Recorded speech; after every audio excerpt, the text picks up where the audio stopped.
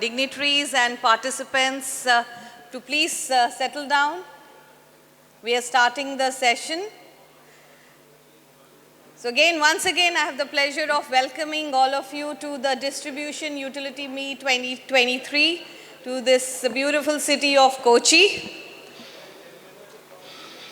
And to the day 2 of DUM. So we will start the second day of Distribution Utility Meet with a session on rollout of 250 million smart meters, progress and challenges. This session is organized in partnership with Wirepass, and I have the pleasure of inviting the dignitaries for the session, the speakers, our chair and moderator.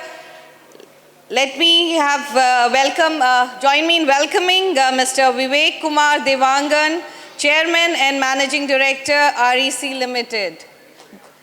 Please put your hands together for Mr. Devangan. Thank you so much, sir, for joining us today. Would like to invite our panelists for today's session. Would like to invite Mr. Sanjay Dubey, Additional Chief Secretary, Energy Department, Government of Madhya Pradesh. Warm welcome, sir. Please join me in welcoming Mr. Ashish Kumar Goyal, Chairman, Uttar Pradesh Power Corporation Limited. Warm welcome, Mr. Goyal.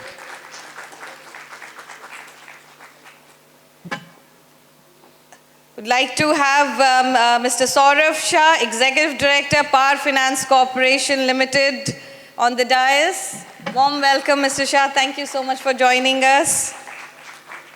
Next, we have Mr. Anil Rawal, Managing Director, IntelliSmart.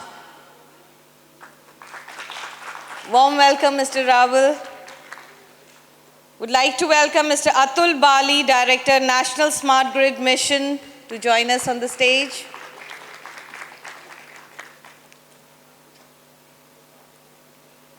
Please join me in welcoming Mr. Ashish Sahai, Country Manager, India and Southeast Asia, Wirepass. Okay, he'll be joining. And next we have with us Mr. Sandeep Sinha, Vice President, Sales, Trilliant Networks. Welcome, Mr. Sinha. And last but not the least, our moderator for this session, Mr. Reggie Kumar Pillai, President, India Smart Grid Forum and Chairman, Global Smart Energy Federation. And over to you, Mr. Pillai. Good morning, everybody. Thank you very much. We are starting 15-20 minutes late. We will try to catch up, but this is a very important session of the 2 days deliberation. So, and this is covering the major program which currently happening in India, which is rollout of 250 million smart meters. So, and billions of dollar investment by DISCOMs happening. So as most of you know, metering started 120 years ago as part of the evolution of the electric industry. Electromechanical meters were installed. Initially, the appliances at home and businesses were very less. So monthly bills were very less. Metering was not very important those days. And there in countries like North America, many of the utilities, annual meter reading and billing used to happen. Monthly billing they used to do on the basis of, or quarterly or monthly billing they used to do on the basis of estimated billing in the past, not today. So during summer vacation, students used to be recruited part-time to go and do the meter reading and they do the settlement. It was taken that simple in the good old days. It's in 1970s. It's in South Africa where they found that extremely difficult. ESCOM was one of the best utility in the world, electricity supply company of South Africa.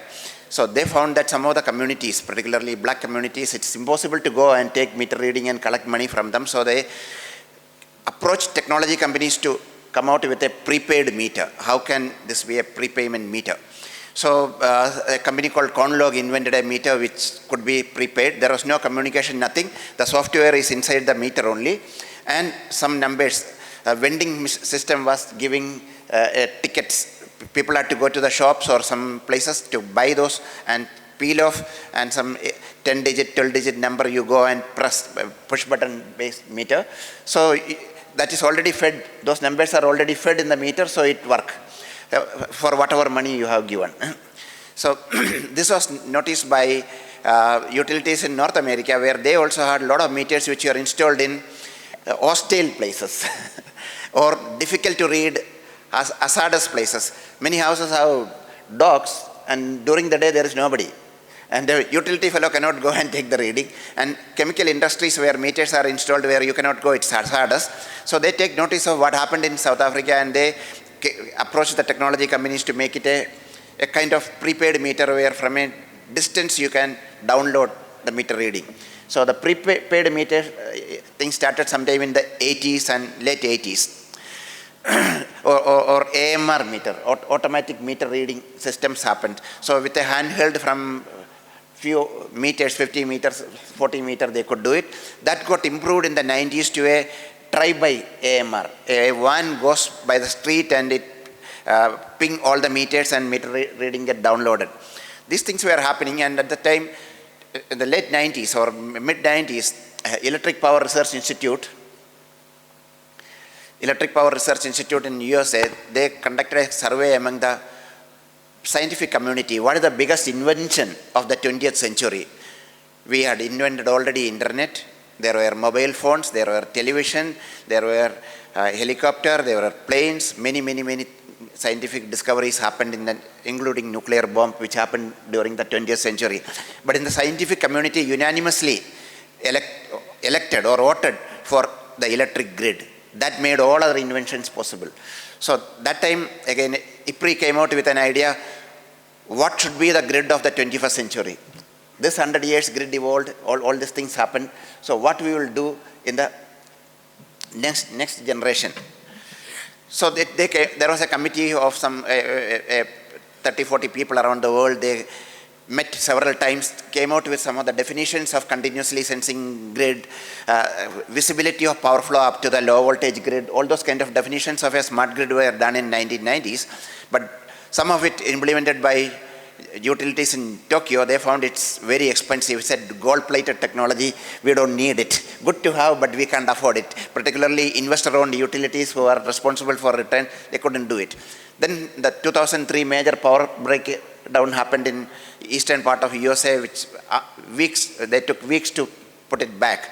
Then the whole thing revolved again. And coming back to the AMR and technology, what happened in many utilities in North America went for AMR, particularly bigger meters, commercial industrial meters. They could download, produce bills without much of human intervention or errors. So Enel in Italy, it's a government-owned utility. They were servicing about 30 million plus meters, customers that time. At the turn of the century, Enel got a privatized or a public limited company. They became a public limited company from a government-owned utility, and they had billions of euros surplus. They didn't know what to do. So they caught on to some of these ideas they heard about in this IntelliGrid initiative of IPRI, and they said, we want to do smart metering. So they have approached the technology companies in Europe. They devised a architecture how this could be done. They wanted to use the power line technology for the last mile connectivity, PLC. The narrowband PLC technology for the last mile connectivity, about 150 to 200 meters will get connected to the data concentrator, and data concentrator will have a SIM card that on the cellular network that will communicate everything to the data to the control center. So what happened here, individually they did a small pilot, large pilot, everything worked perfectly. And in 2001 or 2002, they've given go-ahead for people to, 4 or 5 companies to roll out that 32 million smart meters. And 186,000 data concentrator, 32 million customers, and over 1 million has been installed. And that's a time when they found that data is not coming from more than 500,000 meters. Something seriously wrong. Individually, everything is working, but collectively, data not coming from more than 500,000 meters. They went to all the engineering companies, everybody around in Europe, everybody raised their hand, we don't know. Everything is working, but together it's not working. Then somebody said it's a problem with the IT. It's a data architecture or communication, something which is beyond electrical engineering. So they went to, as people said, go to IBM. So IBM had this research lab in Switzerland. So they went to IBM. They didn't know about this metering part. They looked at it. They said, yes, this is a good thing. We can take it back to, we'll re-engineering the entire thing. We'll take it to America also. So they spent time, money, 2 years. They did the complete architecture. They made 4 regional data centers and 1 national data center. And 2004, finally, they redone the whole thing and given clearance to that. By 2006, they had done 32 million smart metering. That's the first larger rollout which has been done. So there is 3 distinct technologies involved. One is the metering technology. Number 2 is the communication technology and the IT architecture. All 3 we should get it correct. Otherwise this will not work. As part of the RAPDRP, the AMR, we went for AMR of the feeders. All the feeder meters we were trying to do AMR. It didn't work most of the places. Totally nationally less than 40% of the meters only we could read. So there are rich lessons in that in the RDSS program for the SBD which has been prepared by REC and the team of ISGF and all that, those rich lessons why it didn't work well in AMR in RAPDRP, that experience has come in designing the AMI rollout, although we are now saying it has to be completely prepaid mode for 250 million. Whether that's the right thing or not is debatable. Or is it practical even to 100% people having that? So having given this brief background about the metering, evolution of the metering industry, today there are more than 1 billion smart meters operating around the world. Different communication technologies deployed. No one technology can handle everything. And there are a lot of rich lessons which are learned. The initial version of the AMI, or we call it advanced metering infrastructure or smart metering, did not have many of the applications which we do today. We call it as AMI 2.0, which has a smart metering operation center and analytics. Many advanced AI tools are used for analytics. Several more benefits of it.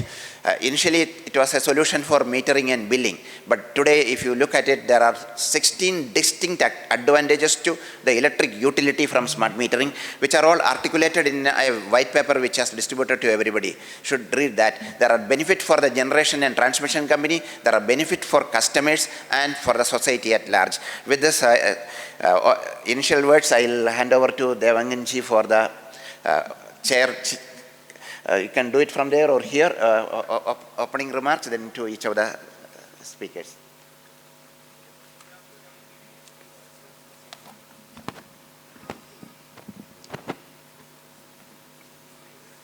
Good morning, all dignitaries, ladies and gentlemen. It gives me immense pleasure to join you all in this session of Distribution Utility Meet for rollout of 250 million smart meters, progress and challenges. First, I would like to compliment India Smart Grid Forum, especially Mr. Reji Pillai and Kerela State Electricity Board for having organized this timely utility meet.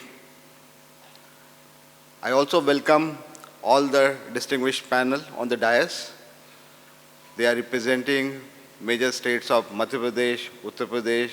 They are representative from National Smart Grid Mission and all the stakeholders. When I look back, the vision of Smart Meter India is actually a manifestation of various initiatives launched by Government of India, like Digital India, Make in India, Skill India, Startup India, and a natural progression after completing 100% village electrification under Din Dayal Upadhyay Gram Jyoti Yojana, followed by coverage of 2.82 crore household electrification in a record time of 18 months, with collaboration from the state utilities. It was under the dynamic leadership of Ministry of Power that contours of revamped distribution sector schemes were finalized with the objective for improvement in quality, reliability and affordability of power supply to consumers through a financially sustainable and operationally efficient distribution sector. The RDSS aims to reduce AT&C losses to about 12 to 15% by the financial year 2025, and ACS ARR gap is also envisaged to be zero by the financial year 2025. The RDS scheme has two components. Part A has financial support for prepaid smart metering and system metering and upgradation of the distribution infrastructure. The Part B pertains to training and capacity building and other enabling and supporting activities. The RDS, as you are all aware, that RDSs had an outlay of 3,03,758 crore over a period of 5 years from 2021-22 to 2025-26. The outlay includes an estimated amount of about 1,50,000 crore for installation of prepaid smart meters, which is going to be the real game changer for the power sector reforms. The RDSS includes a compulsory prepaid smart metering ecosystem across the distribution sector, starting from electricity feeders to the consumer level.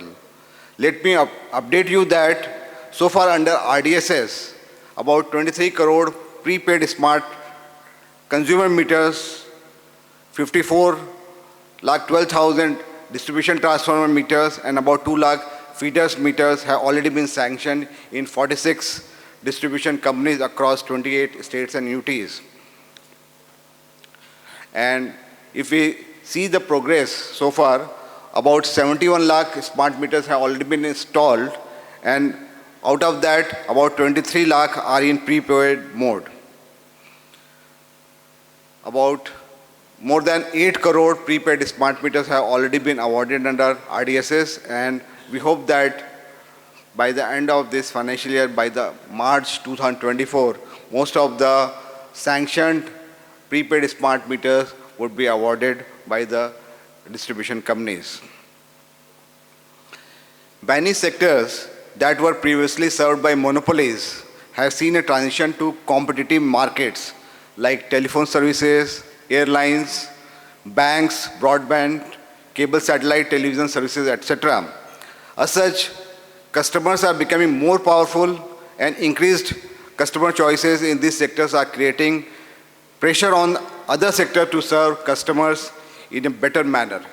Keeping this in view, electric utilities will need to respond to this challenging trend and move towards more customer-centric business operations. The smart metering implementation would support the improved energy efficiency and reduced energy cost by allowing consumers to track their energy usage, which can help them make informed decisions about how to reduce energy consumption and save money to their bills and reduce energy wastage. Smart meters will also deliver real-time data on energy usage, allowing energy providers to better manage the grid and prevent blackouts or other disruptions, resulting in improved grid stability. It will also enable consumer empowerment to control their electricity consumption based on near real-time information through mobile application, choice of tariff, reduced outages, billing accuracy, multiple payment mechanism, and opportunity to turn to prosumers with focus on sustainability and net zero future. Smart meters also enables the consumers to become an integral part as well as an active participant in the electrical system, thereby creating a win-win proposition for both the utility and its consumers. However, there are many challenges in implementation of prepaid smart metering in India. Yesterday, I had the opportunity to meet this Parliamentary Standing Committee on Energy, and we also had the meeting with investors analysts. A lot of concerns have been raised by the parliamentarians about the implementation of prepaid smart metering, and let me bring out the challenges which we are facing today. First is about consumer awareness. Many consumers are unaware of the benefits of smart meters, and this is a significant barrier to the widespread adoption of the smart meters. We need to work out a practical approach while carrying out awareness campaign. Another major challenge is the high upfront cost of installing smart meters. There is no denying that we need to develop innovative financing models to make smart meters affordable to all consumers. There are significant concerns of consumers about the reliability of smart meters. We need to establish clear standards for the accuracy and reliability of smart meter and ensure that these devices meet the requisite standards. Next, we need to ensure that the data generated by smart meters is used transparently and in the best interest of consumers. We need to establish clear guidelines and regulations for data management and privacy to build consumer trust in the smart metering system. Consumers must have control over their data and have the right to know how it is being used and who has access to it. Another critical challenge is in the smart metering transition is the digital divide. Many consumers, especially those from low-income backgrounds and rural areas, may not have access to the internet or smartphones to access the data generated by the smart meters. To make this transition truly consumer-centric, we need to develop user-friendly interfaces that are accessible to all consumers, regardless of their socioeconomic background. There are other challenges like IT system integration. The complex integration between utility IT systems and meter data management system, which leads to delays and increase in cost. Utility solutions are highly customized, thus use different data formats, structure standards for storing and processing meter data. Though they are challenged, but there are some possible solutions also, like standardization of key elements for integration in advanced metering infrastructure, value chain. We can also consider integration of touch points, data flow diagrams of existing system, which should be clearly mentioned during the tendering stage itself. Utilities need to clearly identify the responsible, accountable, consulted, informed matrix for the integration process jointly with existing utility. There is another challenge about the communication network. A section of suitable communication or communication mix is required as per topography or field requirement. We need to fast update technology and its related upgradation cost. The possible solution for communication network is that we should insist on detailed survey and adoption of international and national standards. We should have a dedicated communication bandwidth for smart metering. We also need to consider cost optimization with large-scale operations. There is another concern about the supply chain. There is limited manufacturing capacity of smart meters due to parallel manufacturing of static meters. We had held a detailed consultation with EMA. Now they assured that the smart metering manufacturing capacity in the country are being ramped up and will soon have manufacturing capacity about 10 crore meters per annum. We also need to have selection of suitable vendors. We'll have to increase minimum local content in smart meter manufacturing, and we need to have predefined standard operating procedures with AMISP for phase-wise installation of meters. The consumer engagement is a major challenge for implementation of prepaid smart metering. There is lack of trust by the consumers during transition of the smart metering.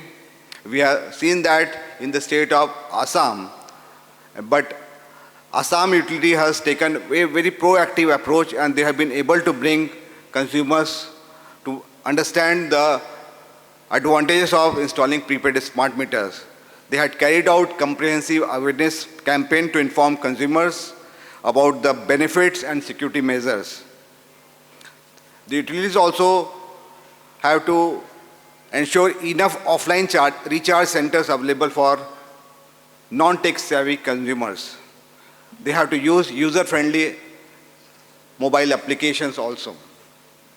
There is another challenge about the regulatory tariffs.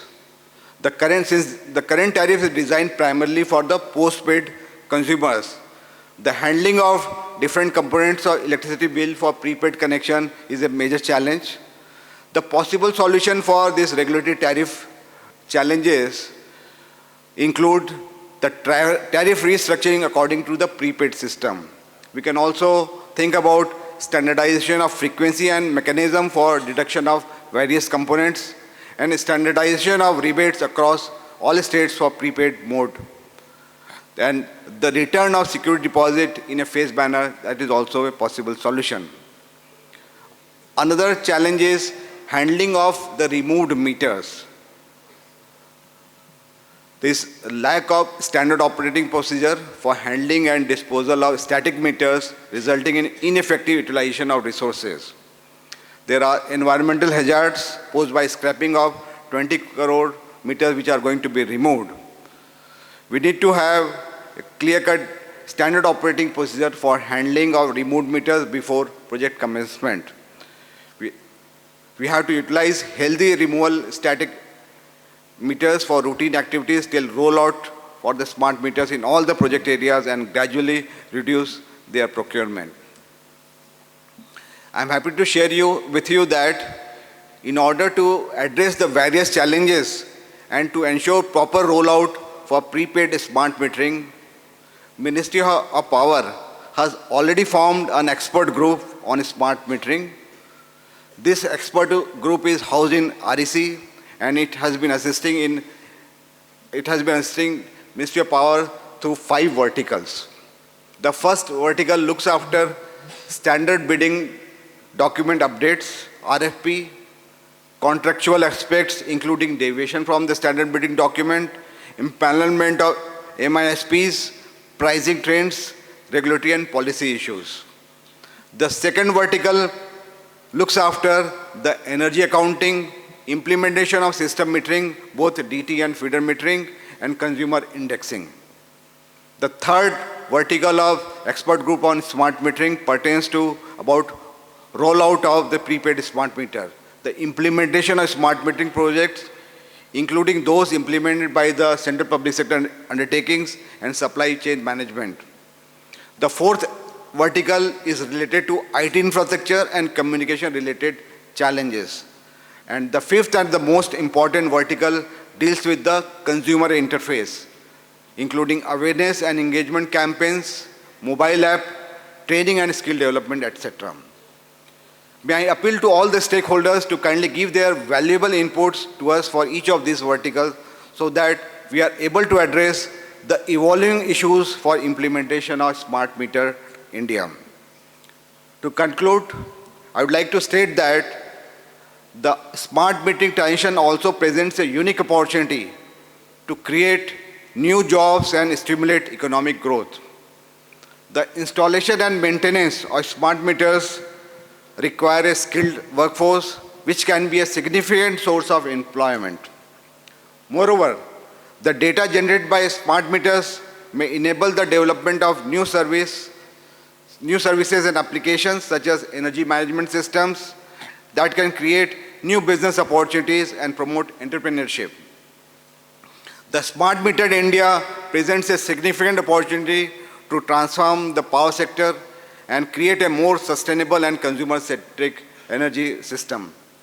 By working together and leveraging the latest technology, it is our collective responsibility to play our part to the best of our potential in this journey to India's self-reliance and prosperity.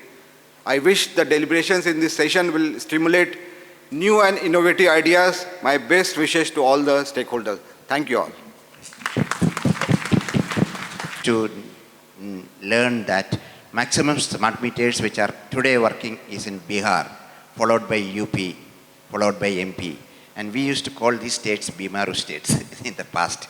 But that is where the smart meters are actually being done by utilities in the last 3-4 years.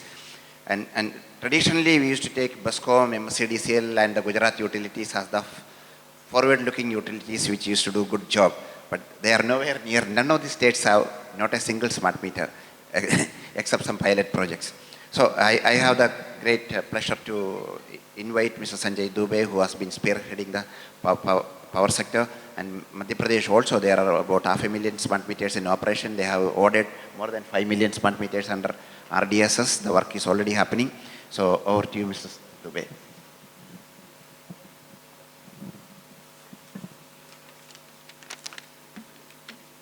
And everyone, respected members on the dais, Mr. Vivek Devangan, Mr. Shah, Mr. Ashish, other dignitaries on the dais and off the dais.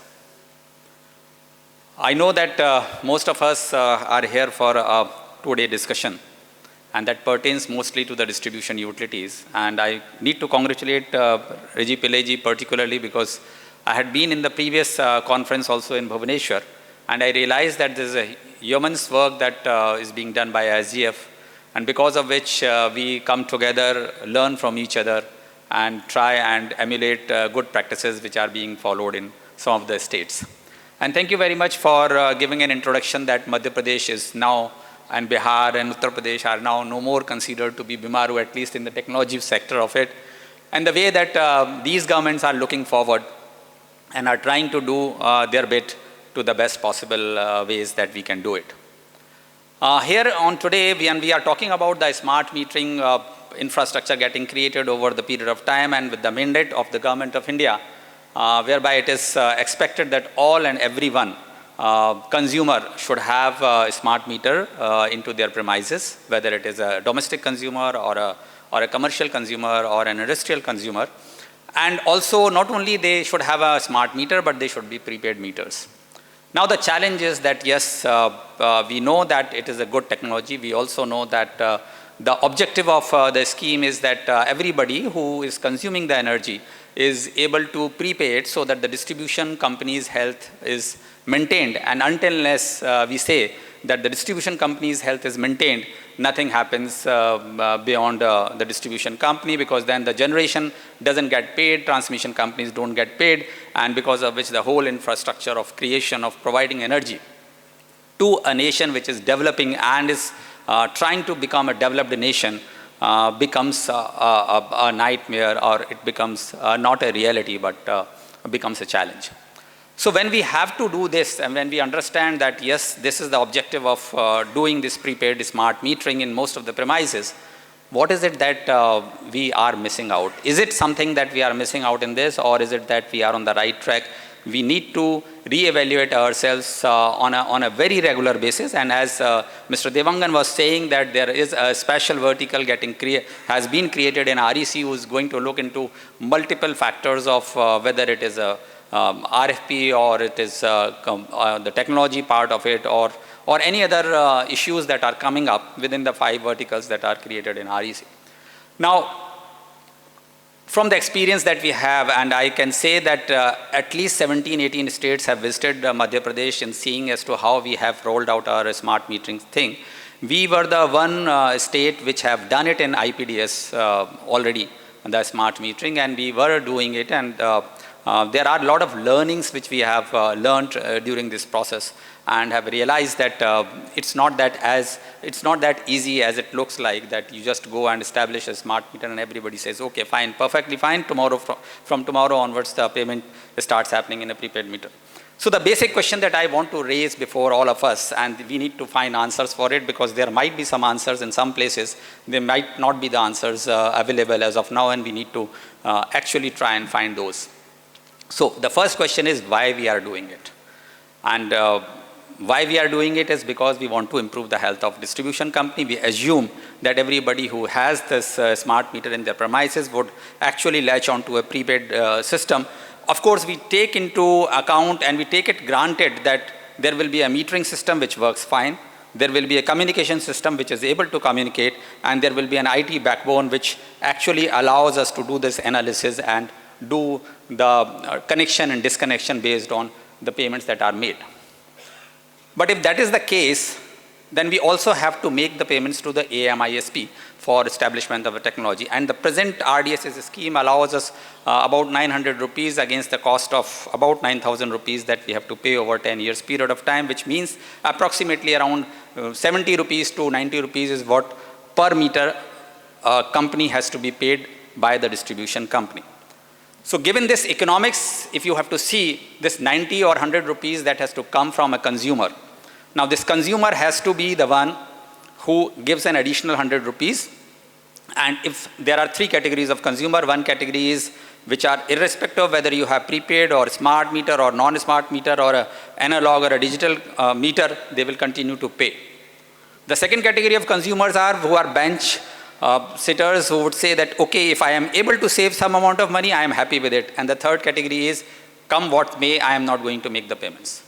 Now, when we do this, we have to be very, very careful that if I don't increase the revenue of distribution company and I am then making the distribution company pay to the AMISP, there has to be a revenue enhancement in the distribution company's coffers. And that can only come when we are looking at the middle section of this. Because all those people who are not going to pay unless we have an enforcement issue tackled, and it is not the technology, it is not the smart meter, it is not the other things, it is the enforcement issue which has to be tackled other than that. For the first category of consumers who are in any case paying, whether you have a smart meter or not, is not going to enhance your revenue recovery. So it's only the middle section where you have losses somewhere in the range of 30% to 60% or 70% is the consumer base where you have to start the smart metering, because there is where the revenue can get increased if you are able to do a little bit of enforcement with the technology backup of a smart meter. So rolling it out in the whole scheme of things does make a challenge that how do you actually try and ensure that the AMISP gets paid, and it doesn't get paid if the revenue doesn't get increased for the distribution company. So we have to look that should we do this smart metering in one go to all consumers, or should we go strategically saying that yes, we would like to do it. And that is where Madhya Pradesh tried an experiment, and I am thankful to the government of India that we were allowed to do this smart metering on a feeder basis. So we did the feeder base analysis. We had 100% of feeder meterization, and we have analyzed from where the losses are coming in, and only on those feeders, including DTR meters, including feeder meters, and including the consumer meters, so that we have a complete accounting of the feeder metering and the energy consumption that is happening. We started with it, and so far we have been able to receive about 300 rupees per meter per month as an additional revenue from these things, because of which we are able to ensure that the payments are being made. And we feel that this should be the strategy, though I am willing to learn from others' experience, but this is what our experience is. The second question is, when do we do it? Should we do it in one single go? And the points that were raised by Mr. Pillai and Mr. Devangan was that what do you do with the meters which are already there in the premises? Some of these meters have been installed about a year back or about a 2 year back. They still have about 5 years of a working life. You can't suddenly remove all of them and put it into the store and don't do anything. So you have to go gradually about doing these things, and that is why it is also important that we have a graded approach. And if we don't do a graded approach, suddenly you will be saddled with an inventory which will not be paid for by any ARR or by any ERC, and you would be saddled with that kind of an investment that is there. So we need to look at that whether this is feasible or not. The third thing is, do we have to do a smart metering which is communicable with every minute or every 15 minutes? Is it the good technology, or do we have to do a technology whereby we have a prepaid smart metering but with less of investment? So can there be a technology of 4,000 rupees a smart meter where my consumers are only paying me 100 rupees a month? Now to have a consumer which is consuming 50 units or 100 units in a month, I establish a 10,000 rupees smart meter in their premises. What am I going to gain out of it? I don't think there is a provision that we will be able to make revenue neutral thing, forget about having any additional revenue coming out of that. So we have to have a technology whereby we don't expect that kind of thing to happen, and maybe there has to be other issues that we have to tackle. We also have to see from the point of view of how do we try and scale this. Today we have tendered it for a certain number of consumers. We keep on adding consumers. Is there a provision that we have made in the SBD that if there is a new additional consumer which comes in, how will it be serviced by the same MISP, or will there be any other thing?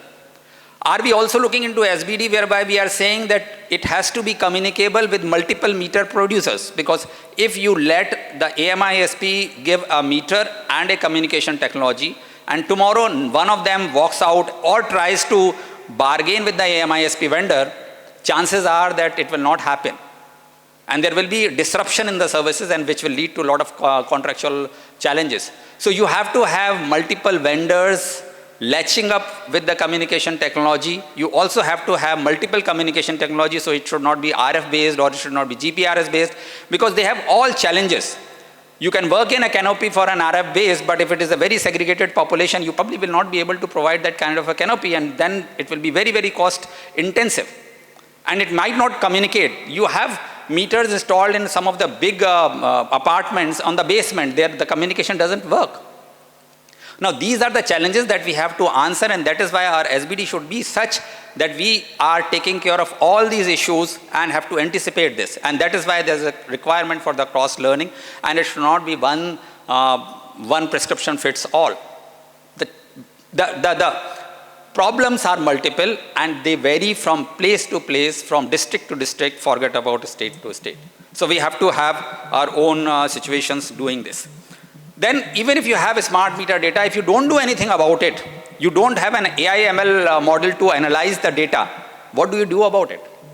You will not be able to do anything justified, because if you are not able to analyze that here is a domestic consumer, but the consumption goes down to zero in the night, which means that it is a commercial place, but somebody would have to look into it.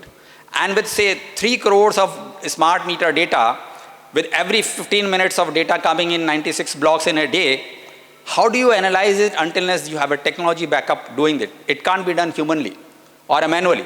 So it's not the AMISP vendor, it is not the IT backbone, it is also the in-house capabilities of distribution companies which needs to develop. And if we are not able to develop that, it will be a farce. We will have reams and reams of paper. We would have I would say gigabytes of data available, but nobody will be doing any justice to that kind of a data. So we need to have that kind of a capacity building within the distribution company if we have to roll out this at a large scale. Now, forget about distribution company, the challenges from the customer side. Customer doesn't feel confident that you are establishing a smart meter for ensuring that it is only metered.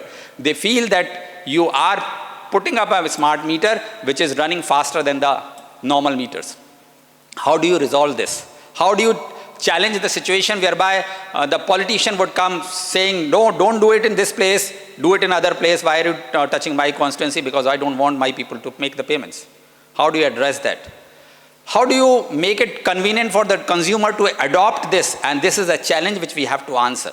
So we have to find solution for it. So you have to have a TOD in place, which means you have to have a regulatory provision provided in ERC.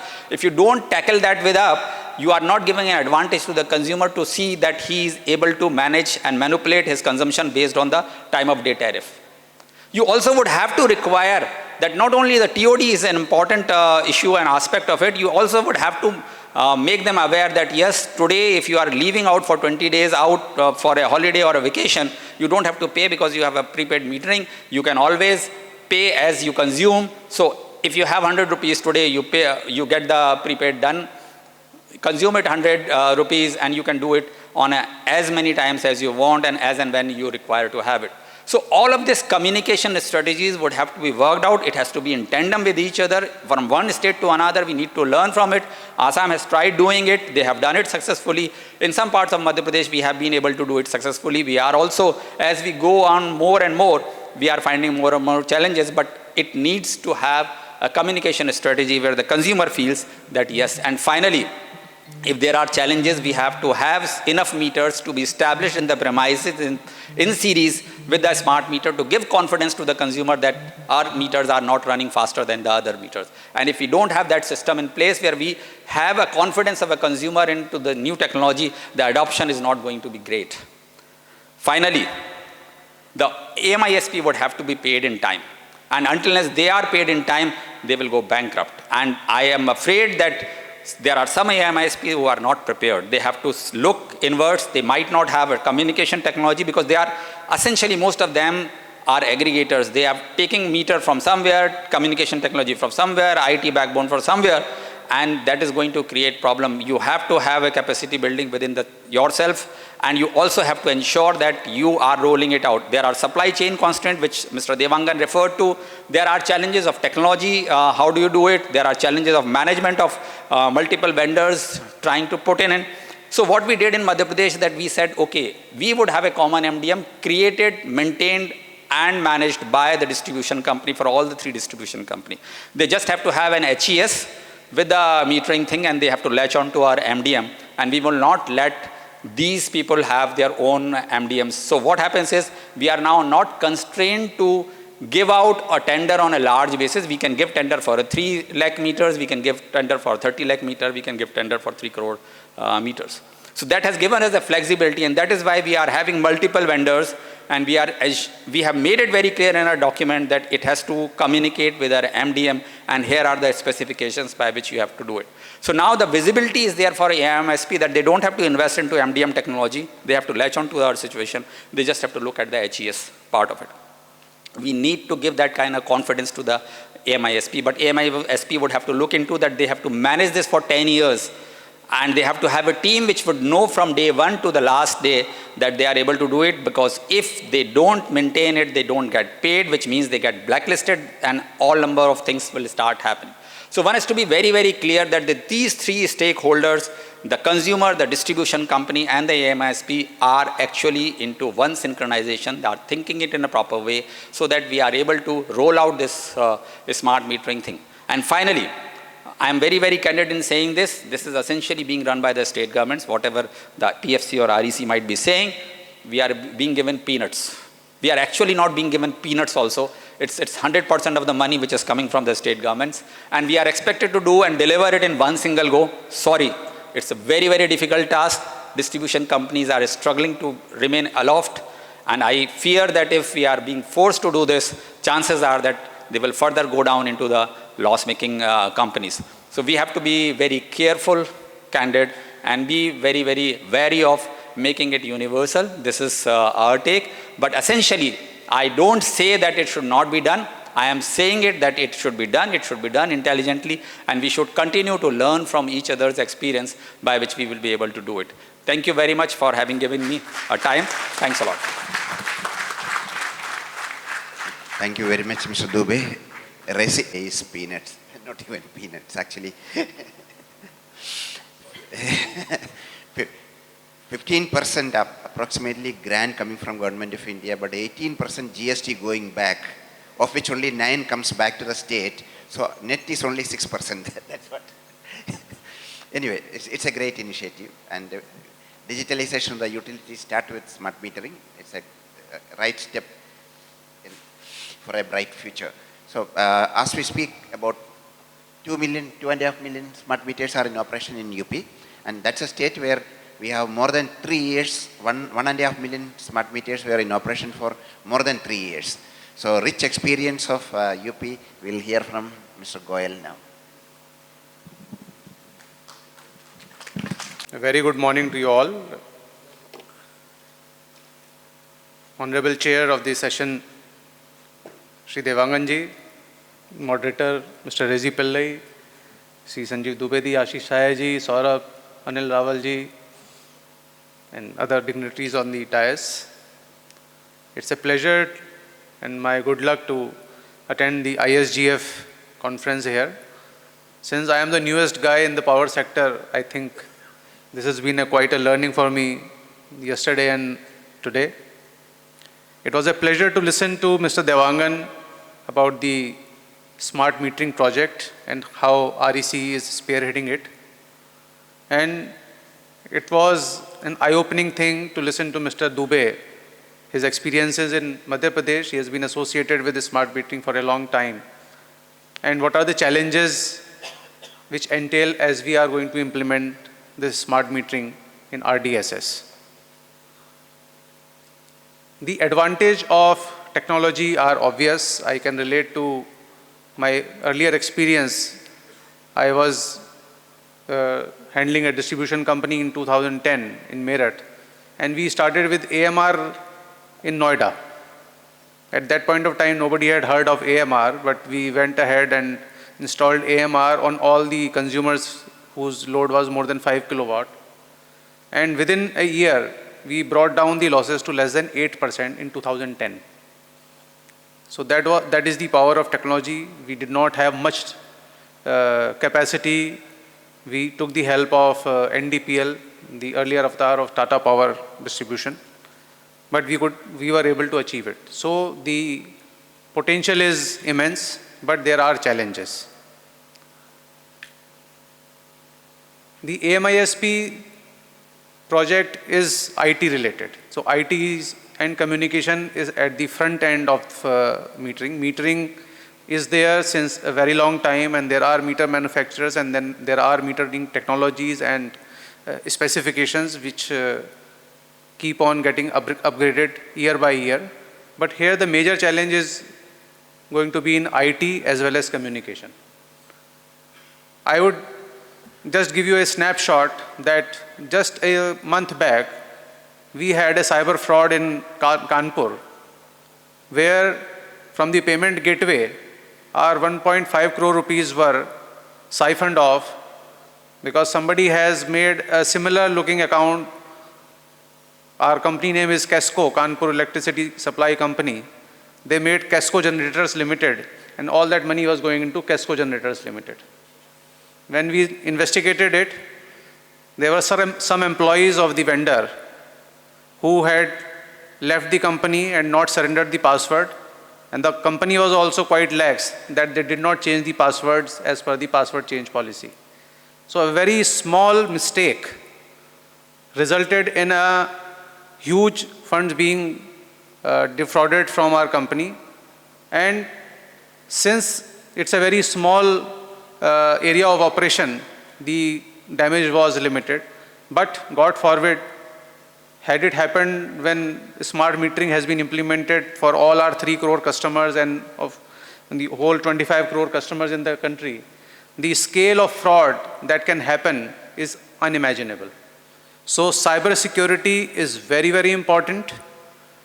This whole scheme that we will employ, and we usually employ underpaid and overworked workforce, whether it is in meter reading today or whether it will be IT related thing tomorrow in AMISP. So it is not only the top level IT guys who are being employed. A large number of underpaid employees are going to work in AMISP in thousands and thousands, who will have the access rights to our IT system, and they can play havoc with it. So we have to have a very strong security architecture. The other thing pointed out by Dubey sir is that we have onboarded vendors who are expert of nothing. In RAP DRP, the vendors were experts of IT. So they did the IT work well, and for rest other works which involved going into the field or gathering consumer data or making a strong commercial backbone, they all failed. You can have examples from every state in the country.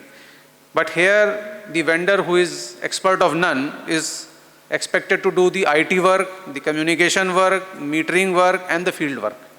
So he has to integrate all these works, and he has to take sub-vendors for all these things. So as Mr. Pillai said, that we are quite experienced in smart metering because we have installed around 12 lakhs smart meters in the state. But that experience is not good, I would say. Because not good, not because the smart meter is bad, but it is not good because there is a vendor dispute between EESL and L&T.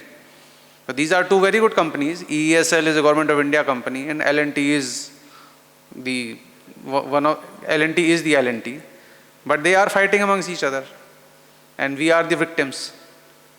So here we have vendors who will have several sub-vendors who may be big names by themselves. But if they keep fighting for small contractual issues, in 10 years, the technology is going to be upgraded several times. And who will pay for that upgrade is not clear. In the SLA, it has been said, okay, the system should run. But how will the system run if technologies are getting obsolete, and new systems or upgrade of software, upgrade of cloud, upgrade of communication infrastructure or technologies have to happen in the next 10 years. So this is still a gray area, and there cannot be any answers today. So it has to work on collaboration, and my request and suggestion is that we should have a collaborative platform, and PFC and REC are the best platforms to host such a collaborative framework. And of course, they are not into dispute resolution between the DISCOMs and vendors and their sub-vendors, but their moral leadership and guidelines will help even the DISCOMs to understand and not be very nitpicking in contract management. So, because in the next 10 years, DISCOM management will change several times, governments will change several times.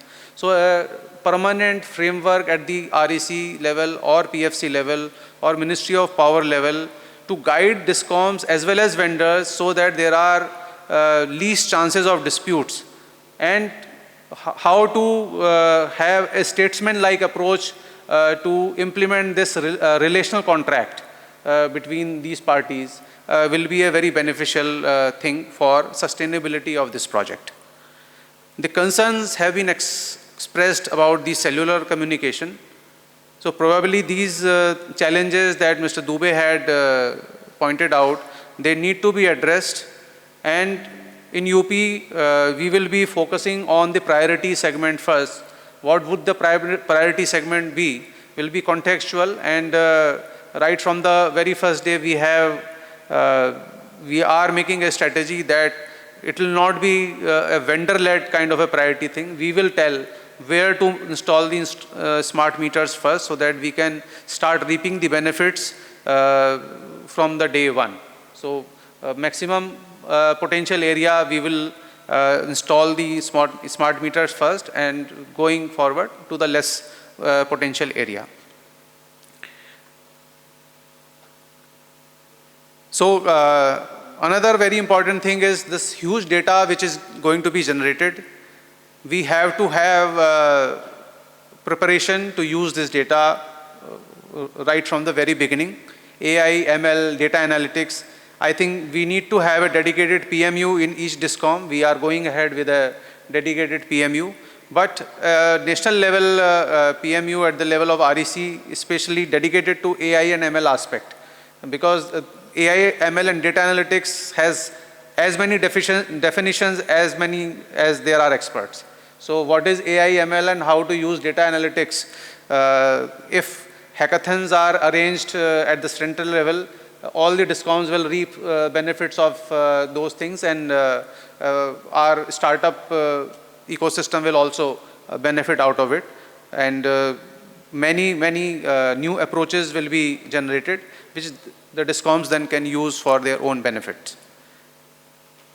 So experience sharing and learning from each other is very important because it's a long journey.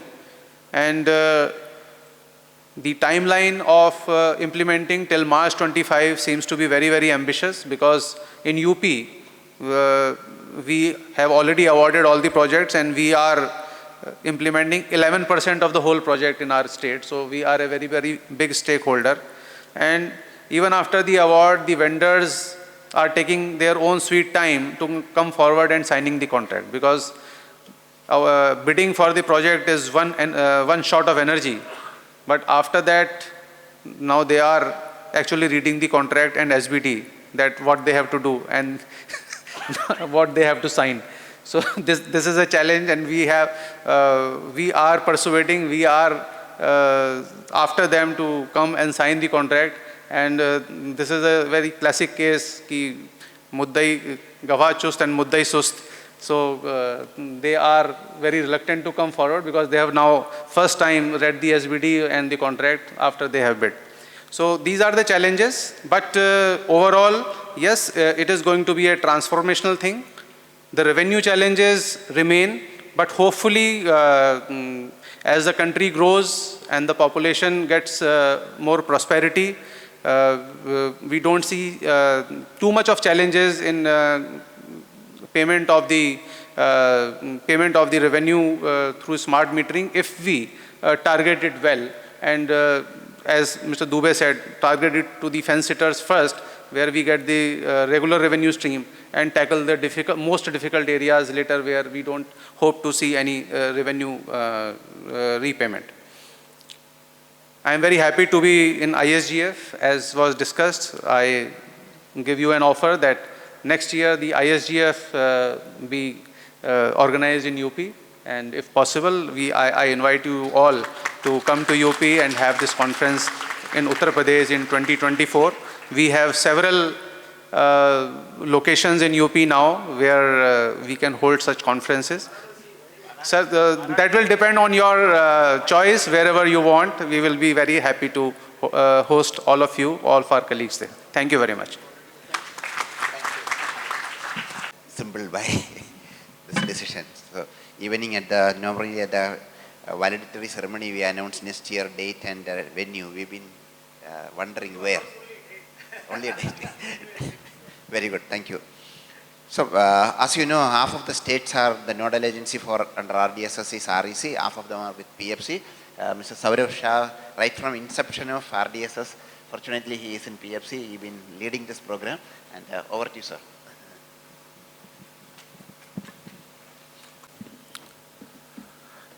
Good morning.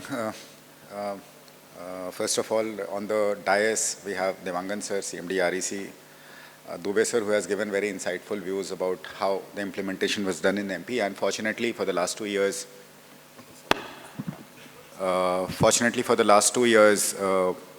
we have been interacting with MP and all the states, and we have a fair bit of idea as to what were the challenges and how certain challenges were overcome. However, this remains an ongoing project, and there will be a lot of challenges, as already indicated. Mr. Regi Pillai, the moderator and also the session organizer, for organizing this entire setup, because these dialogues are important, and it helps us periodically reflect upon how things have been so far. And if we don't do these, I mean, we don't undertake these exercises, we don't have open dialogues, we don't really get to know, because when we are in a pure government setup, when we have a formal setup alone, I mean, dealing with issues, many of the answers are regimented, or many of the views get regimented by the context of the meeting. So here at least there is an opportunity for everyone to speak their perspective, and there is a collection of states, nodal agencies, and also the PIAs and the technology experts. So this helps us give a rounded view of everyone's perspective. So all the vantage points are covered in that manner. Ashish sir for giving us the perspective of UP and how, I mean, they have been looking at the challenge, ongoing challenges. All the other dignitaries on dais, and Ranjan sir for organizing this in Kerela, Kochi. And he's also been in attendance, and I think Kerala has also done a lot of brainstorming on how to go ahead with the model, and everyone present in the hall. The session title reads Rollout of 250 million smart meters, opportunities and challenges. The very title itself shows the dimension of challenge, because 250 million meters and in the kind of time frame we were targeting, 3 to 4 years, this would have been, I mean, exceptional. And even if we don't entirely reach the target, the very fact that we had this ambition helps us give a certain scale, helps us give a certain direction. And probably, I mean, we are having this dialogue this early because of the entire size of the project. Of this, already around 70 million have been awarded. A lot of states are, in fact, as mentioned by earlier speakers also, a lot of states had different variations, a lot of states have different asks, and there was a common central SBD. However, certain variations have been allowed by now. And this is a learning process, this is an ongoing process. So as we go ahead in the scheme, we are learning newer things, and certain newer provisions are being made all the time. The challenges that we have faced so far include, I mean, one of the major challenges that was coming to the entire program the last 1 or 2 years is one of consumer engagement, and also, I mean, regarding this fast rating, because perception is a very important thing in a democratic country. There is a continuous cycle of elections, and if perception goes out of the way, I mean, the entire program stands at risk of getting stalled. More than the contractual issues, more than the technology issues, I think perception is the top issue. In case there is a consumer buy-in, a lot of other problems will be resolved, be it contractual, be it the technology problems. They will be, I mean, these, compared to a normal EPC contract or a normal TKC work, this is going to be a more complicated work because of the sheer number of stakeholders it has to bring together, the various technologies that will come into play, the hardware of the meter itself, which is relatively stable, but at the same time the communication and IT part are ever changing, and how they will change, and because of the kind of series that is built in. I mean, if there is change at one end, even if there is a change in the billing software, the change will be reflected in the entire cycle of, or the entire value chain. So, and this is what gives rise to the commercial disputes as well between the contractors, because if something is changing at one end, so even somebody who's not changing or somebody who does not really need to change will have to change. That will bring upon a cost, and the SBD overall addresses this by turning the meter not as a product but the meter read into a service. So the objective was to take away these disputes, to not bring these disputes further to the DISCOMs, and so that the DISCOMs can focus on the consumer engagement, the DISCOMs. However, I mean, that said, DISCOMs have to remain central in implementation. The technology solution has to be closely followed by the DISCOM as to their own needs, and no matter what the AMISP brings on table, the DISCOM will need to have a very strong IT team, not just for billing or metering, but also for other technologies like SCADA and everything that are coming along, their integration and overall systemic overview. So the idea that the DISCOM will be able to give this to AMISP and I mean probably this system becomes automated will not perfectly work. The DISCOM will have to be central, and that is what DISCOMs are probably now realizing, and gradually, I mean, building up better cadre in the IT department. That is also one of the initiatives in the ministry in the corporate governance sphere, where we are expecting that more DISCOMs are able to appoint director level officers in IT, and there's a natural career progression for people who join in IT, because the challenge in employing an IT cadre in DISCOM is when you look at the relative opportunities an IT engineer has in a DISCOM and in the open sector, there is a lot of gap. So unless you address this gap, the retention in IT sector, also IT sector requires a lot of upgrade, which whether it can happen with a regular government job or not, I mean this kind of upgrade. So these policies will have to be brought into DISCOM's governance structure as to how the IT cadre is again and again tested, or there is some fresh blood, or they can probably go into the, unless they go into the industry and come back, I mean maybe that regular learning or upgrade of knowledge will not happen because of the sheer speed of change. So one of the most important aspects that the ministry has been looking at in metering is the emphasis on smart system metering. System metering targets are much before consumer metering, and ideally it should have even happened even before, because what the DISCOMs are doing now, if you are rolling out all the three parts together, the DT, the feeder, the consumer meter, the context or the priority area that you are now doing manually or probably doing based on certain heuristics or certain kind of surveys, that would have been much more scientific, much more systemic, and that can still happen. I mean, if we are able to, within the AMISP contracts, we are able to push for the system metering to happen as quickly as possible. That gives you an idea over what is your go-to area, where are your consumers who are going to be revenue positive on implementation of smart meter. The next part is energy accounting. Obviously, once you have system meter in place, the energy accounting becomes automated, and that again will help you bring down losses, check liability as to where the underperformance is. Now that the scalability has been provided by the National Smart Meter Program, and there is a volume of tenders available, there are a volume of awards, it is also up to the industry participants to ensure that there is a modular nature in implementation. If there is something that is to be added, that scope for additionality or that kind of technology change, how that has to be brought in, that maturity has to be there from the implementing parties also, that if there is a change in communication technology, change in IT technology, there might be a slight additional cost, but how to build that in tender even while bidding or even, I mean, post-award, and how you are able to, because the cost of change might not be as much as the cost of dispute. Ashish sir has already indicated that maybe, I mean, we should also, the Ministry of Power, so I think that is also up to us to look into and decide, because these projects are not like regular projects where you don't handhold any longer and they can go on. The DISCOMs need to have a more central role, and the centrality of billing, collection and this metering cannot be overemphasized, because this is the revenue head not for just the distribution sector but for the entire procurement cycle, generation, transmission. The use of technology has to be technology cannot be a solution for everything. In an area which is theft prone, where bypass happens, technology can only help us give certain indications, certain idea, probably better at flagging. At the end of the day, the vigilance mechanism that now exists, that has to be strengthened, because if with the technology change, the culture change doesn't happen, we miss an opportunity. The change in technology is also a great time to change the culture. That was one of the reasons that prepaid was brought into the scene, that once consumers realize that the meter is changing, at the same time the payment mode is changing, it becomes digital, it becomes more seamless.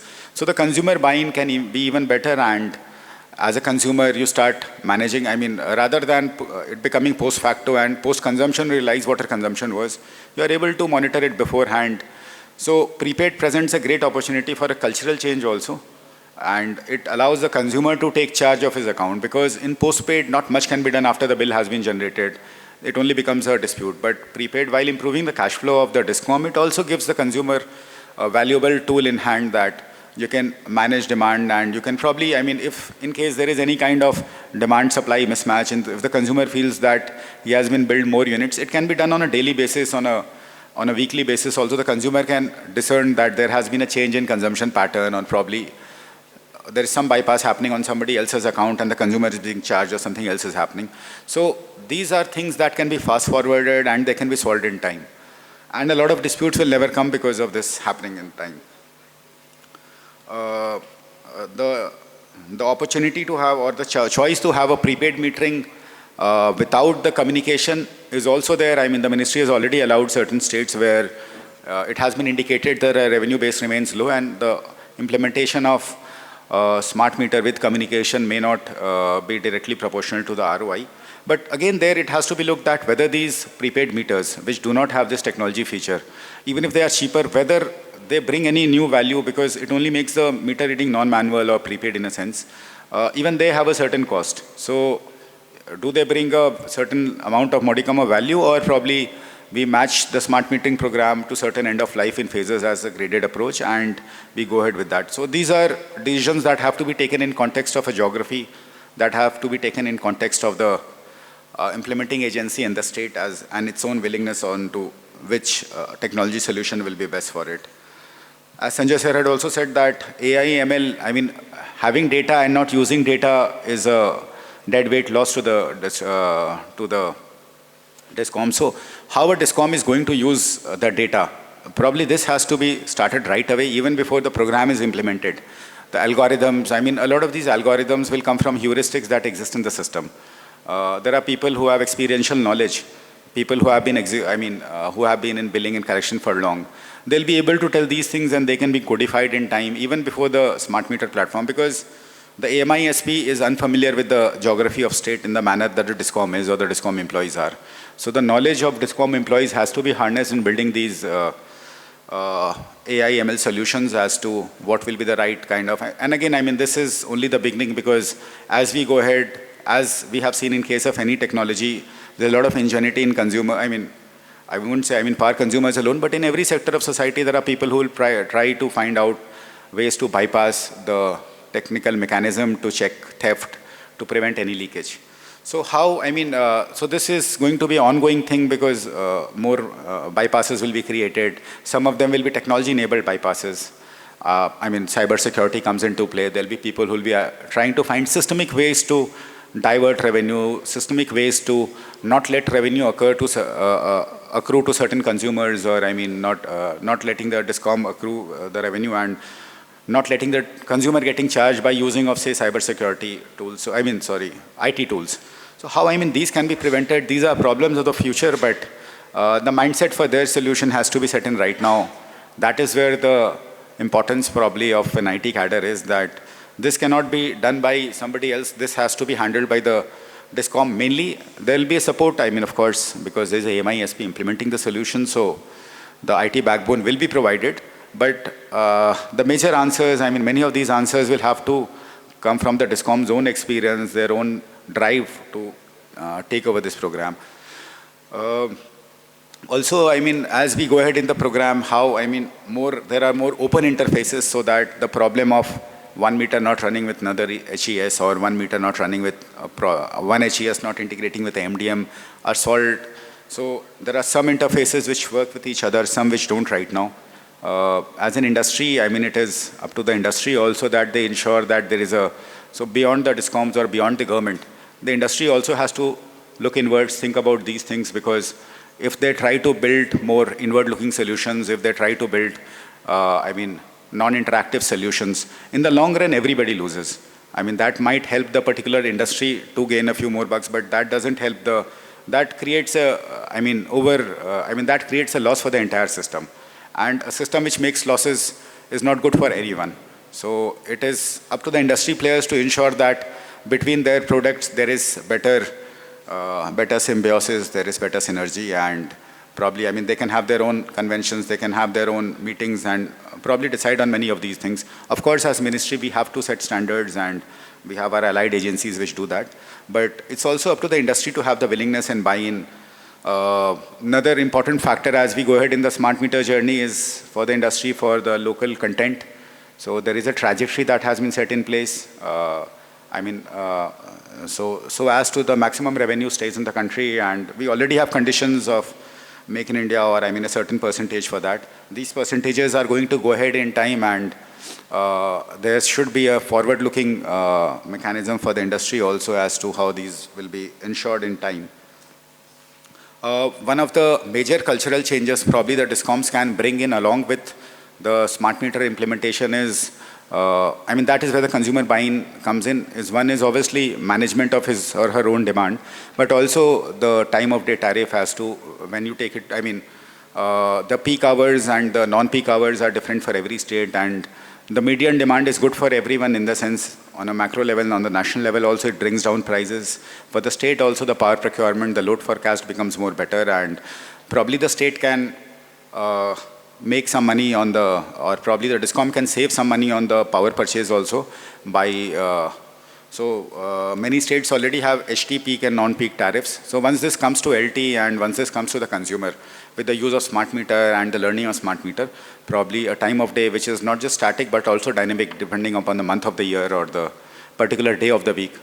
Maybe not beyond a point, because if it gets overcomplicated for the consumer also, this is not, a consumer can only take in as much information, as much data, or as many corrective steps. So, and that brings me to the last point of tariff. Currently, the tariff structures we see, even without, this is independent of the metering or the smart metering. The very structure of tariff has a lot of inputs coming in. The tariff is informed by a variety of factors, right from the fuel price or the changes in fuel price. They come as different heads. The fixed cost is there, the standing charges are there. So every state bills it differently. There are 10, 15, sometimes even 20 items that contribute to the ultimate bill. So, a simple bill might have 3 to 4 items, a complex bill might have 10 to 12 items. So even as we discuss the ease of living for consumers or consumer centricity, so how, these tariffs can be made simpler, and for a prepaid smart meter system, another challenge is the billing cycle also, because once you're at the end of a month, probably for 1 or 2 days, the billing is frozen. The data is frozen in the sense at the MDM level, and you calculate the bill, and then suddenly there is a shock. After 3 or 4 days, there is a tariff deduction. So this creates in consumer a perception that the meter has jumped or something like that. So maybe, a state can take up a pilot, or maybe some pilot tariffs can be created by states where you take in the imputed cost of the fixed cost on a per day basis, add that to the variable cost, and make a pure tariff which has nothing left after that. So instead of 5 rupees or 4 rupees per unit, it could be 6 rupees, which captures the values of fixed charges, which captures everything else that goes into the tariff. For the consumer, there is a fixed tariff or a fixed per unit tariff. So, the tariff becomes ultimately simple, and even if we have to implement time of day, this kind of tariff simplicity will be needed, because the consumer will never realize that there is a discount or a premium at a particular point of time unless the tariffs are simple enough. And again, the tariffs are real time, or in the sense your consumption or your expenditure is real time.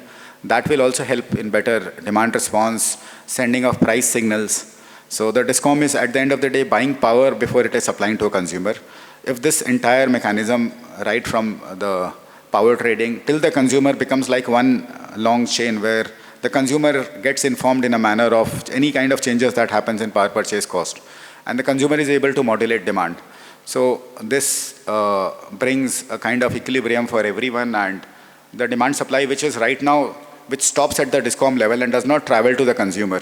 So there are two markets operating. One is the regulated market between the DISCOM and the consumer, and the other is the market which operates on demand and supply between the DISCOM and its various market mechanisms. So probably, I mean, if these two ends are brought together, there is a much better equilibrium, there is a better price signaling happening right from production till the consumer. So that is about the tariff part, and I'll thank Mr. Pillai again for organizing this event and bringing together so many, people who bring diverse insights and their own views. And I hope, we get some productive insights out of this, and we are able to do, a better designing of the entire program from Government of India part. Thank you very much. Thank you, Mr. Shah. We started 22 minutes late. The ISGF team, please make sure that tea is organized just outside the room where we had the bar yesterday. So we will not break for a tea break after this session. We'll continue with the next session. We still have 4 speakers to go. We'll try to do it in the next 30 minutes. I invite Anil Raval, Managing Director of IntelliSmart, the only AMISP out of the 51 AMISPs empaneled by REC, who has done more than 1 million meters. I think they have done about 3 million meters in India. That's the only agency, and who by hard work they learned how to do this.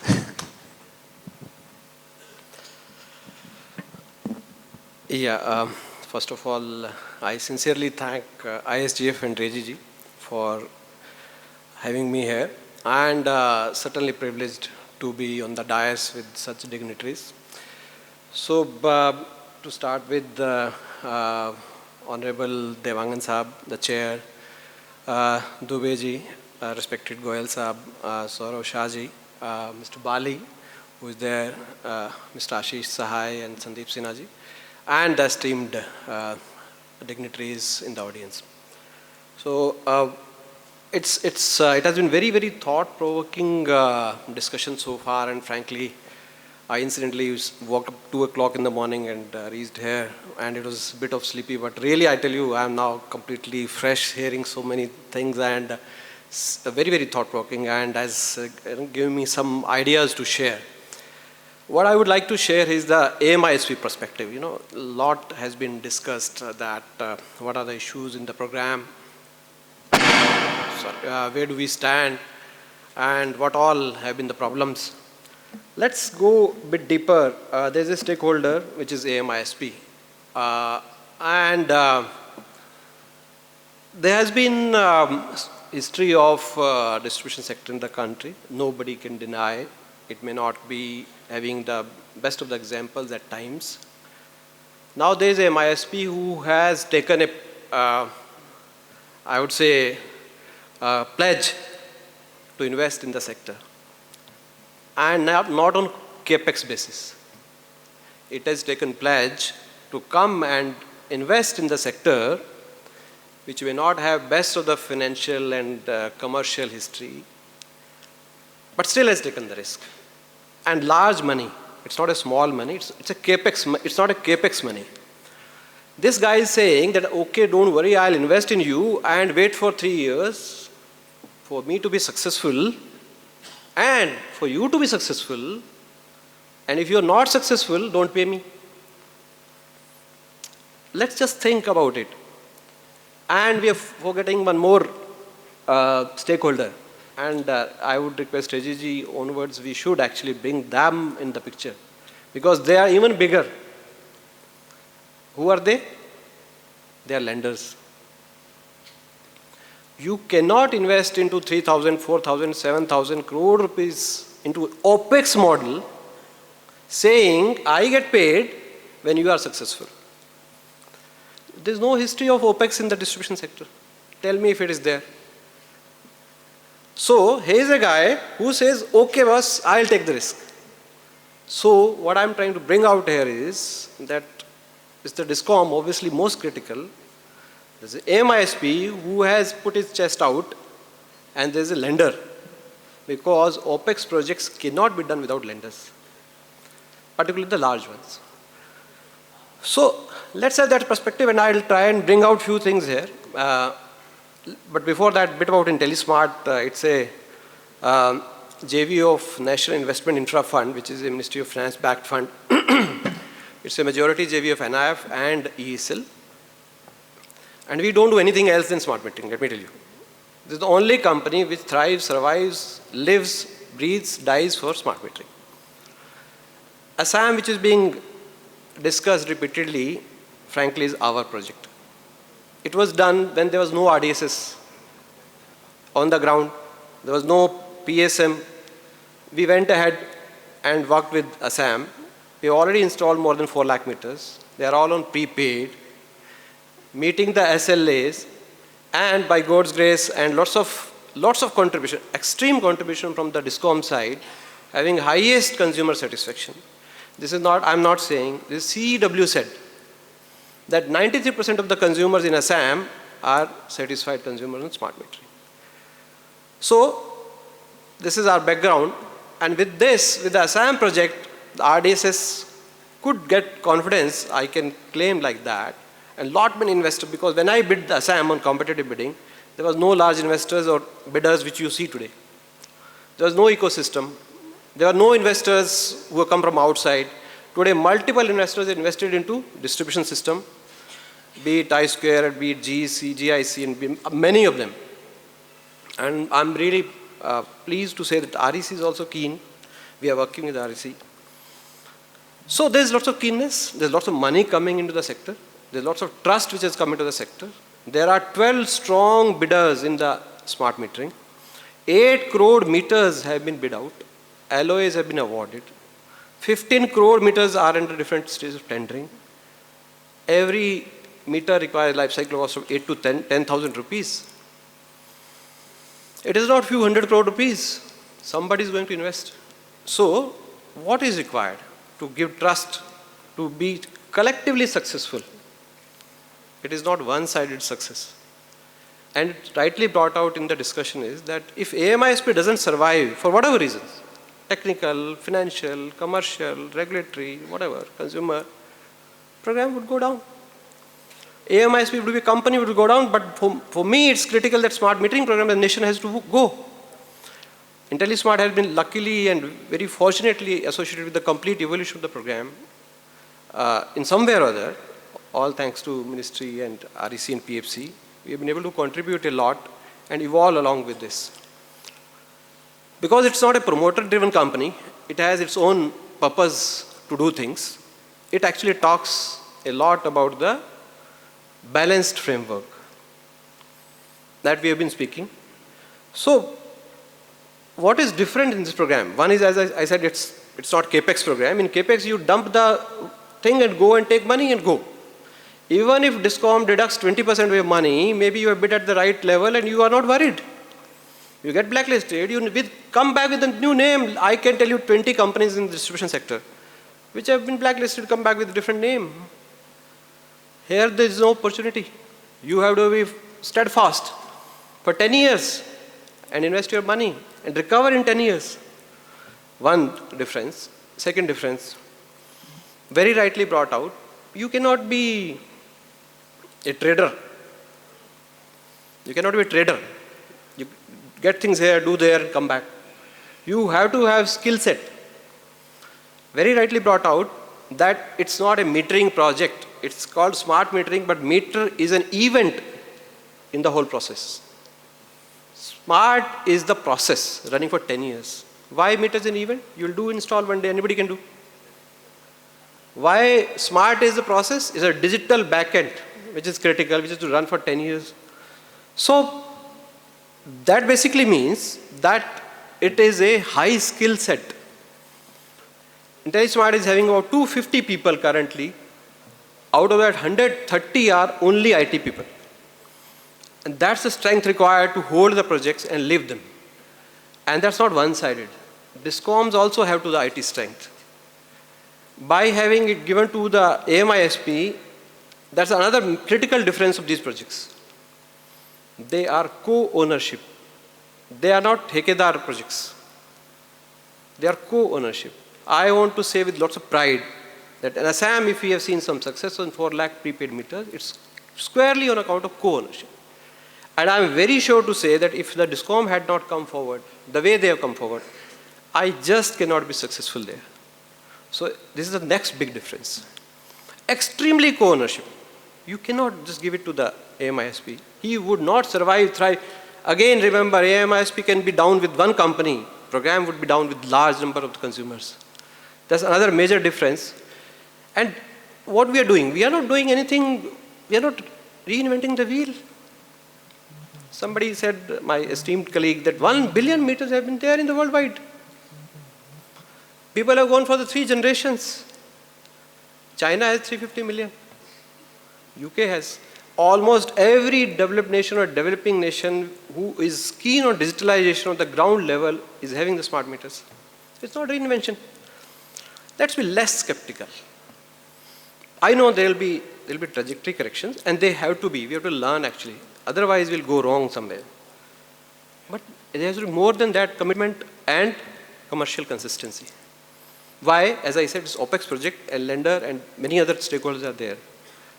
Let's be consistent and keep changing new projects. Actually, problem becomes when we say enter, code, compete, and then change.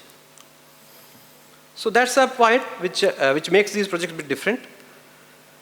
I would believe lots of mind has gone into the projects. I have witnessed from outside, months and months of deliberation has gone. Months and let's settle. Otherwise, they'll keep thinking. And we keep losing money on the distribution side. He's the only paymaster of the sector. Somehow we have to commit and move forward.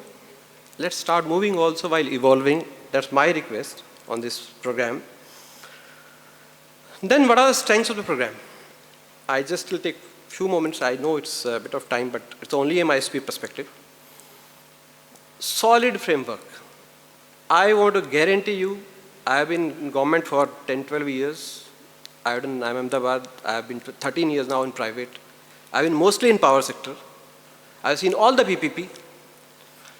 And I can guarantee you with lots of confidence, there's no better framework, balanced framework in the sector, in the PPP, in the country, compared to this framework. Extremely solid. That's why it has given trust to the confidence to the investors. One thing, we should keep evolving. That's a very good thing to do, but it's a very balanced framework, very well evolved. Lots of thought has gone into it. That's a major strength of the program. OPEX model. This program cannot survive in CAPEX model. This program can only survive when there is somebody who comes out and say, I'll invest. This is the next big strength. And as I said, there's the elephant in the room. We should not ignore. That's the lender. That I already said. Then, what is weakness? We can think of a bit of SWOT. Weakness here is we missed on segmentation, frankly. This is my thought, and I'm thoroughly ready to be wrong and be corrected. We a bit missed on the segmentation. I fully agree. Segmentation could have been targeted, but maybe that somehow requires to be done while we implement the program. Program does not envisage upsides.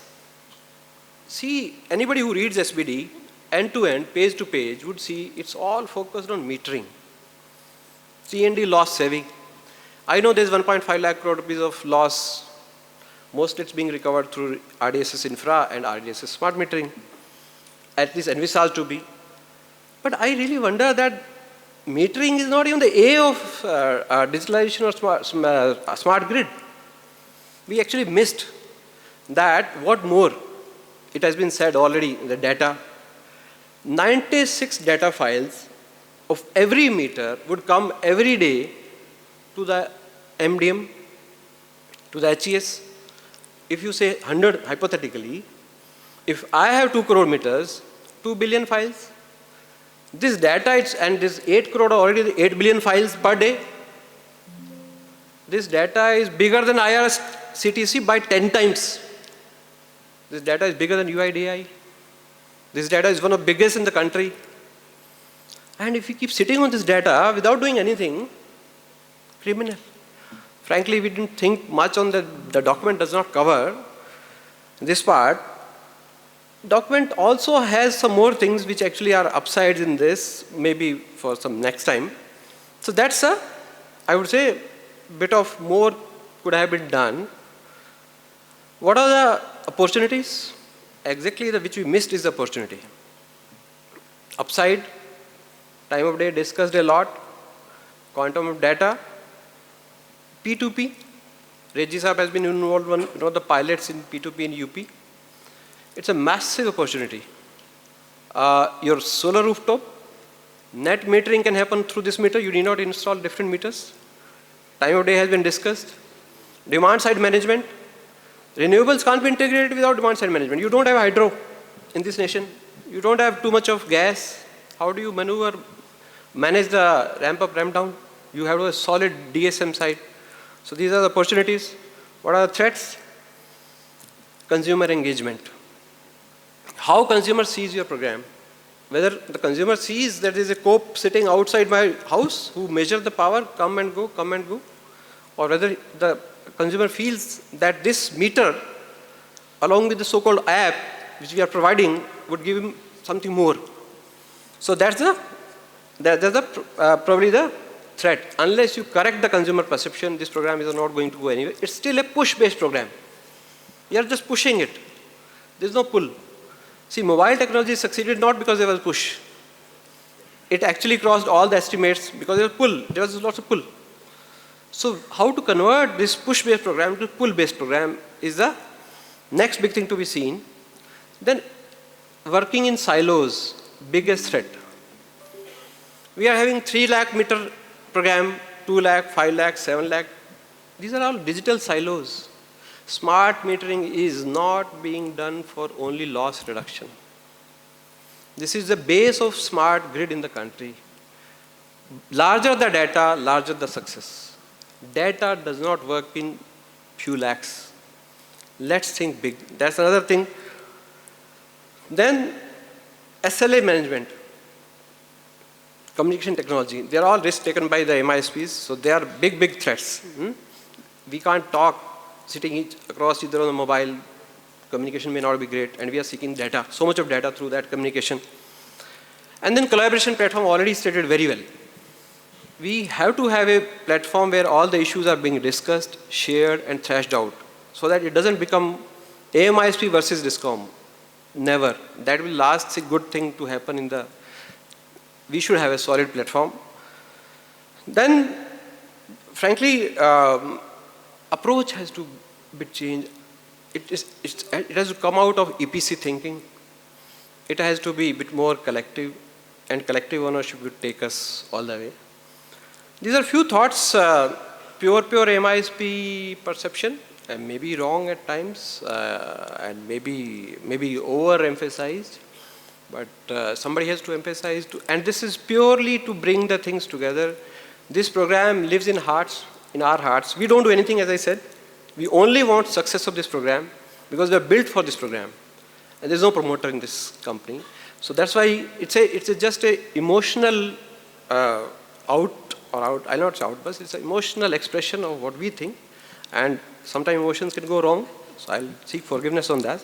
And thanks a lot for having me. Thank you. Thank you very much. National Smart Grid Mission been closely associated with the RDSS program. So let's hear from Mr. Atul Bali. We'll try to finish everything in 3 speakers in next 15 minutes. Please cooperate.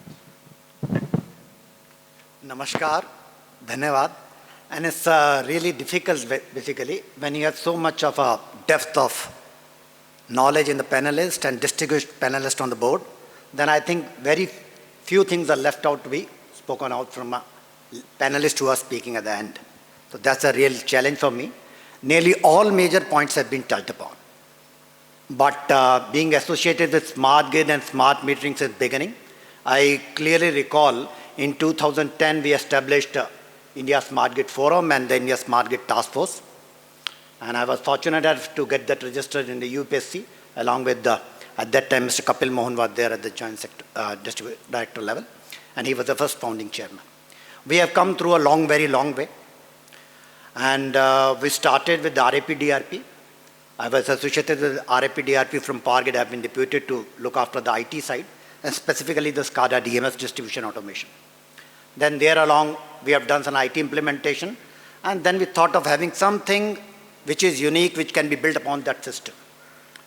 Then smart grid pilots, basically, we taken aboard, and there what we have tested, smart meter, it was a smart meter which has a different connotation. It's just like visualizing an elephant by 7 blind people. We have a famous story regarding that. Everybody has a different perception. We didn't have any standard. We formulate standard. We have tested all technologies.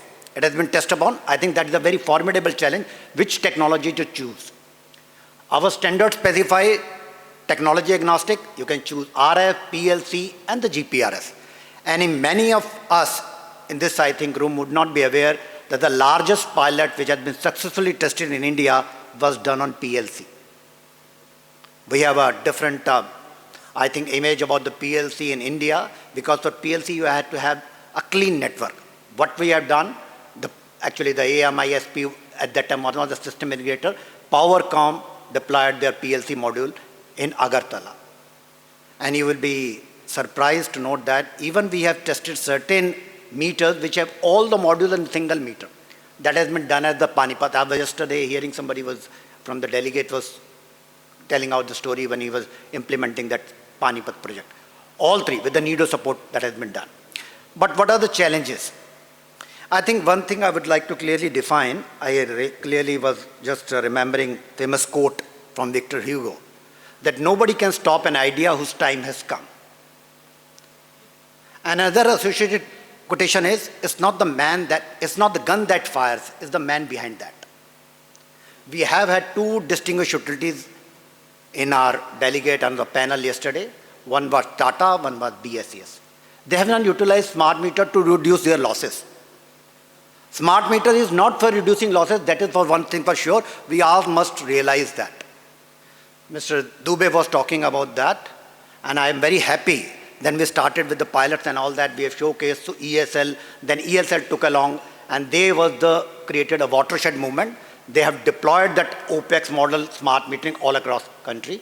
Basically, 2 states they have taken, Haryana and UP. Later on, Indore took that model.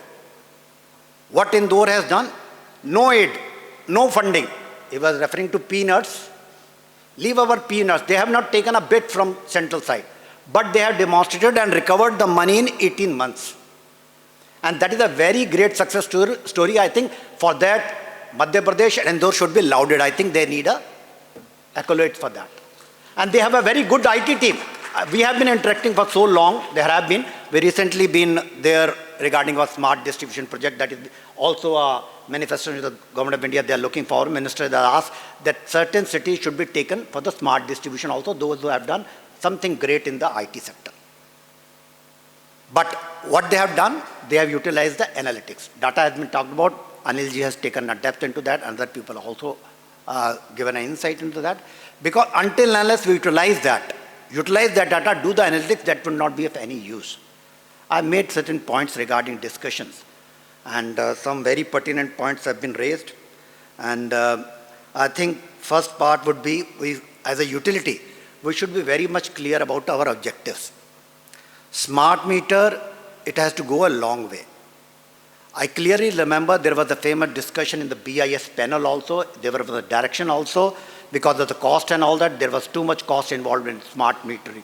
Relay and all that, there was a segment saying whether we should have a smart meter with switch and without switch. There was a complete guideline also going to that. We should do away with that. It will be switching is all there. We would not be utilizing for high-end consumer. Why to go for there? The highest paid customers. We should not be focusing on domestic and all that. But this value proposition for the smart metering has a lot more. Not only the loss and everything, energy auditing, that is a part of that, but demand response, TOU, and everything. EV was discussing yesterday. Without that, you cannot realize the other thing, peak load management, how you'll be able to regulate that, how you'll be utilize that. Once you have deployed that, you should not be looking into that aspect only. And recently, ministry has given a guidance also, rather issued a letter. Leave apart the PMPM. Over and above the PMPM, Assam and UP has given a case study on some certain analysis, 10 to 40 rupees provisioning additional gain they are making out the over and above the PMPM. And apart from PMPM, when we're utilizing the other value features of the smart meters, I think it will be a great asset. Only thing, of course, the priority-based deployment. We have to have a priority based, we have to go first. Of course, the lowest hanging fruit is where the losses are more. But otherwise, like utility, we are talking about Gujarat. Gujarat was the first utility where we have done and smart meters, standard compliant test smart meters were deployed there. So I just want to correct Mr. Reggie. It was the first state where the smart metering with the standards compliant meters have been deployed. But they have already losses below that level. They have to take further how to deploy that. Even Tata and BSS, they are thinking how to utilize the smart meter. They are not utilizing it for reducing the losses. They are taking it further for demand response, EV and other things like that. So we have to be very much sure, and I think utility should have a focus on that. You should have a concrete team for that. They should take forward. And why I'm referring to UP, this Madhya Pradesh and Assam and all that, because they have a very good team. They can take it forward. MDM, it has been referred yesterday also. Mr. Rajan was also referring to, Mr. Reggie has given in his white paper also. But it has been deliberated at length in the ministry. Incidentally, I am looking after the EGSM as well as EGSM in RSC under Shri Devanganji's leadership, and also NSGM for quite long time. It has been dwelled at length, okay, how it should be like that. MDM model, when it is given in the TOTEX model in the SBD, there are many challenges. Utilities who can take it further. Madhya Pradesh has unique distinction. They have developed their own billing system also. It has been running successfully for very long. They have a core IT team. They can forward, they can address the challenges of the integration. But can the other utilities can handle that? Or they will be experimenting with that? Because we have rather noticed in certain utilities where the MDM has been taken earlier, when it has to be integrated with the HES and other things, that there are so much challenges, technical, not only the technical, commercial challenges come up. Whether they will be addressing the challenges of that, or they will be addressing the smart metering deployment or other things like that. They will be reaping the fruit, or they will be engaged in all that. As been told by Mr. Mr. Ashish was telling about that, ESL experience and other things experience. They have been bitten by that because of the complication, the contract and the developing of that time. So they are the challenges that have been looked at. That's why it has been decided TOTEX model, single point responsibility. And how to test the SLS? So that is also a major challenge. So that has been dwelt by the length, and I thank Mr. Anil that he has complimented on this document what we have prepared under NSGM and taken on by RECs for this as a nodal agency. All these things have been taken care, and but until next thing, where, how to go for testing of SLA. So I think that is another major area where the utility must focus on that, how that should be complied with. And for that should have a very good team looking upon that, and that NOx center, SMOC and everything that should be focusing on. Even in the white paper, Mr. Reggie has dwelled upon that. And another thing is deployment technology. Of course, communication, it has to be mix and match on everything. And other thing I would like to about that consumer empowerment, that is a very basic thing until unless they utilize the benefit. Mr. Anil was talking about the app. So we were discussing about our group in the EGSM. I think something more need to be offered to the consumers. Not only the transparency and billing, other things like that, something more. What can easily be gathered from smart meter? Like if the neutral is missing, if some earth fault is there, other things, that is very easy to guess that. So that is also a security concern. That even I think the messages should go to the consumer, that consumer should important something new is coming. Otherwise, they will be also managing their load profile, they will be looking at the transparency, everything. Of course, check meters, ministry has given the guidelines, that check meter as Mr. Dubey was referring to, that has to be deployed in series. They have to be made confident. Not only the check meters, even certain OEM vendor, which has gone to that field in the UP and other areas, they are using their benchmark machines, or even taking the testing kit to the site. Within no time, they are testing it. Look, consumer, ye theek hai ya nahi theek hai. So they're able. Because of that, we have been to Guwahati recently. Even the consumer, what has been saying, so they were very much happy that transparency and everything is coming. We have to take them on board. Until we satisfy a customer, this program will go down the drain. They will say, what is for us? It's the utility, they will be having the efficiency gain and other things. What we have to get. So I think that is also need to be focused upon that. They should be taken on board. And this mobile app also. Another thing, data access. Because there may be AIML issues which have to have. REC has done Powerthon, and number of agencies have been rather finalized. And in that case, utility data has to be shared. they have to test that application on that. There we find some fix, there are challenges. Here NSGM is doing a project with IIT Hyderabad. Dr. Pradeep Jumila is here. So in that, getting the access of data, because privacy and cyber security, there would be concerns. So RESTful APIs need to be developed. RESTful APIs means secure APIs. Through that we can have the access data from the utility website and they can do a testing. They have developed that and now they are going ahead with, they want to engage with a certain utility who have this smart meter data. I would request this August forum and utilities to come forward and share then approach, will be approaching with them and they should be giving us a platform to test these RESTful APIs. That can give a further fillip to this type of access of data over a secured network. And other thing I would like that, of course, standardization, one part was referred to as the communication protocol. Just a moment. So that standardization part, we have already deployed. There is a one vendor outside. I have seen that yesterday. Communication interoperability, first we are addressing the physical interoperability. Physical interoperability at the communication level. Because what we have envisaged in the BIS panel also, that communication module should be swappable, at least starting from the physical level, whether it is RF, PLC or the GPRS. What we are finding is, even if the different communication modules are there in case of RF, then protocol change, the HES system would change. We want to have the physical interoperability at the consumer, at the meter level, that they have developed, and we are going to standardize that, that will be provisioned in the SBD also, so that every vendor has to comply.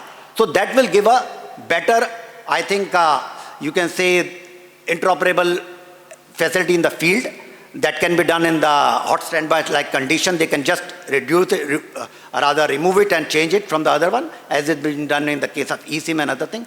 So I think these all challenges need to be tested. And other thing what we have circulated from EGS on side is the L2 network.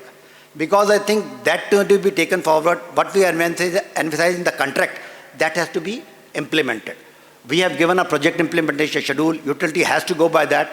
If I go by data, because NSGM is also maintaining the smart metering platform or data based on the utilities and nodal agencies being, they are getting it from the fields and we are collating it and developing a particular platform on the website. 73 lakhs smart meters have been deployed. And in that, I would like to that maximum deployment in a month, what we have seen so far, I think it's around 2 lakh per month. Going by that, if you just extrapolate it, it would be just 1 crore meter in 5 years. That is not what we are looking at. If we are looking at the 25 crore meters and all that, then we have to rather pick up our shoes and we have to move forward. And of course, we have to collaborate. That is the main essence, collaboration with all that. And what we say that there is a RACI matrix we refer to as. And what is that is basically reasonable, responsibility, accountable, consulted and informed.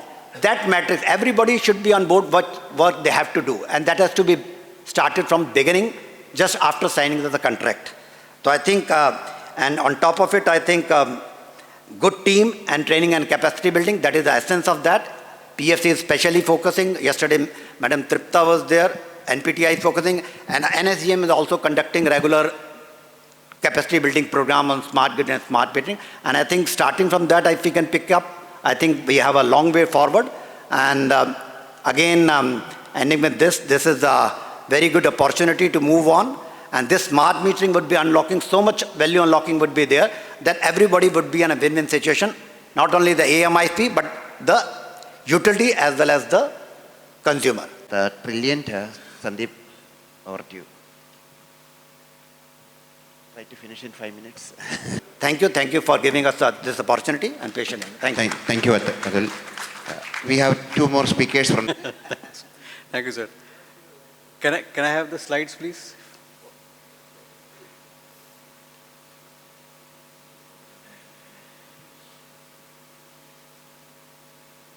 Yeah. Thank you.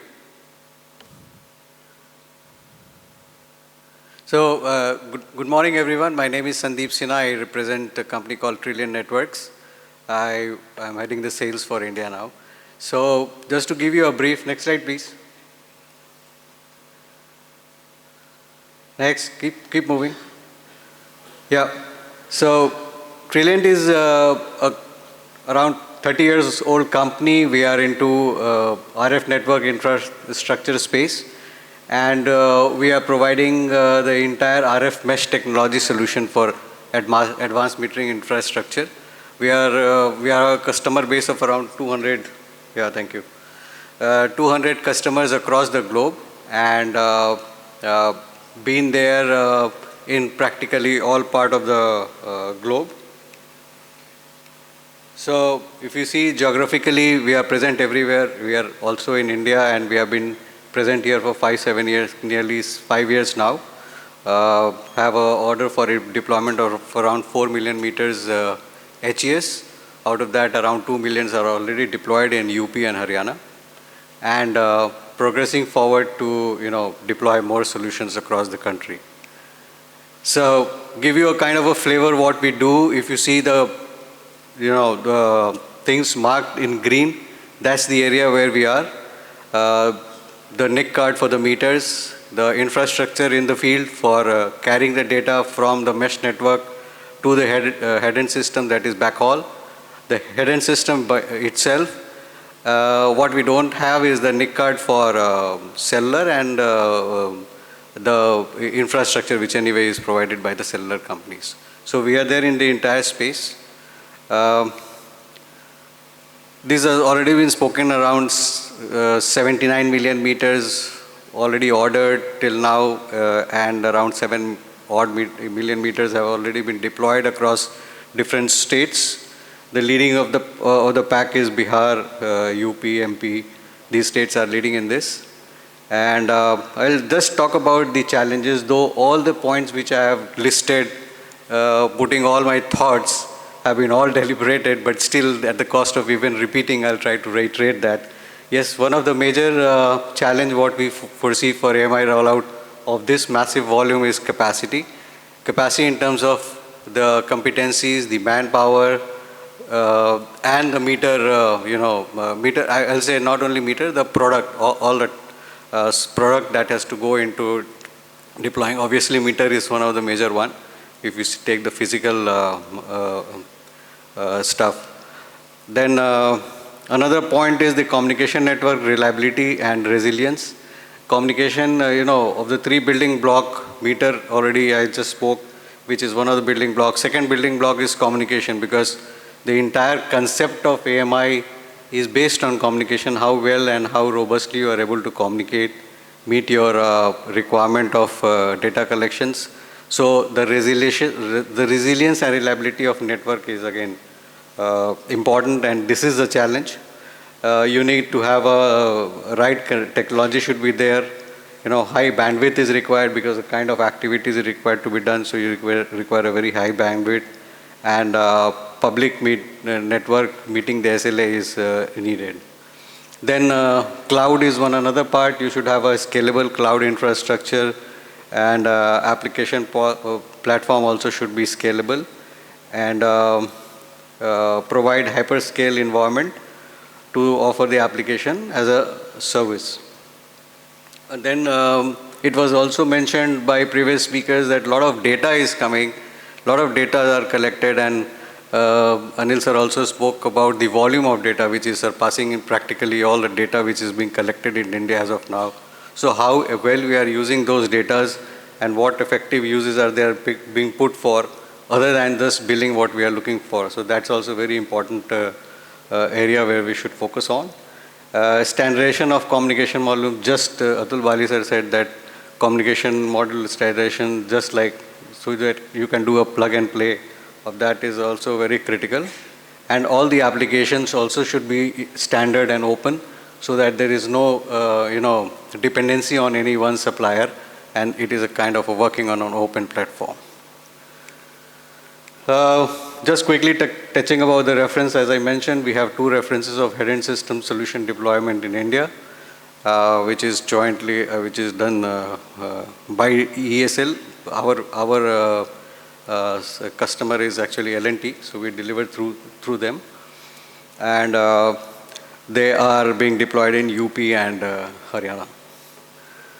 Second, which is a project which is out of India but very much in Asia, That is in Malaysia, where we have deployed around already 3.2 million meters, primarily on RF, where around 98% meters are on RF, and around we have a SLA of 99.8%. Typically, we work on gigahertz open frequency, that is 2.4 gigahertz, where we have a bang rate of around 83 megahertz. And that's the reason why we are able to achieve such a high, SLAs in these projects. So overall, this project is of 9 million volume, which will be rolled over by 2027. Till now, they have already placed order for 4 million, out of which around 3.2 million have already been deployed. So summarizing, again, at the cost of even repeating, I'll say build technical competency in the industry, communication network, high bandwidth with capacity. Application platform should be scalable and support multiple technologies. The system should be supplier agnostic, should not be that you become stuck to one supplier and you are dependent on them. The standardization of meter and application integration should be there. Cloud environment, hyperscaler offering application as a service, and reliable end-to-end network to meet the defined SLA. So these are the key requirements which are there to meet such a large rollout in such a short span of time. So this is all a small presentation from my side. Thank you very much. Thank you, Sandeep. Next and the last but not the least, our session. Thanks, everyone. And to be very frank, I'm the last person in the relay race. So I know I have a shortage of time, and I will try to do as much justice as possible to that.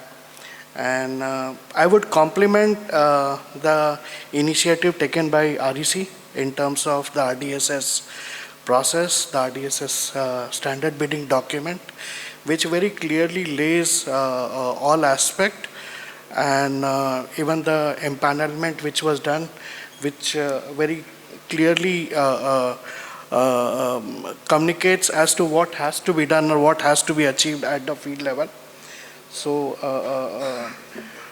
in terms of, it defines the feature, interoperate, thanks to the DLMS, it also takes care of the interoperability between the meters and the various system. Coming to the scale, which is obviously to be taken care by all the individual technology vendor. So what we have learned over the deployment of RF mesh-based network in 50 plus utilities is what we bring to India. And so Wirepass has close to 6 million deployment across the globe. And the challenges which we are going to face is on the supply chain limitation, and which needs to be addressed and which needs to be ramped up, which has been spoken by multiple of people here. Manufacturing capability or manufacturing capacity would have to be enhanced.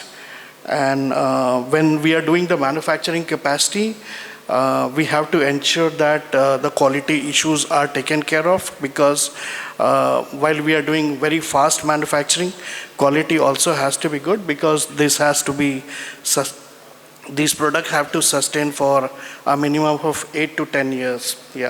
So those type of system would need to be built at all the OEMs, and I think most of us are getting ready for that.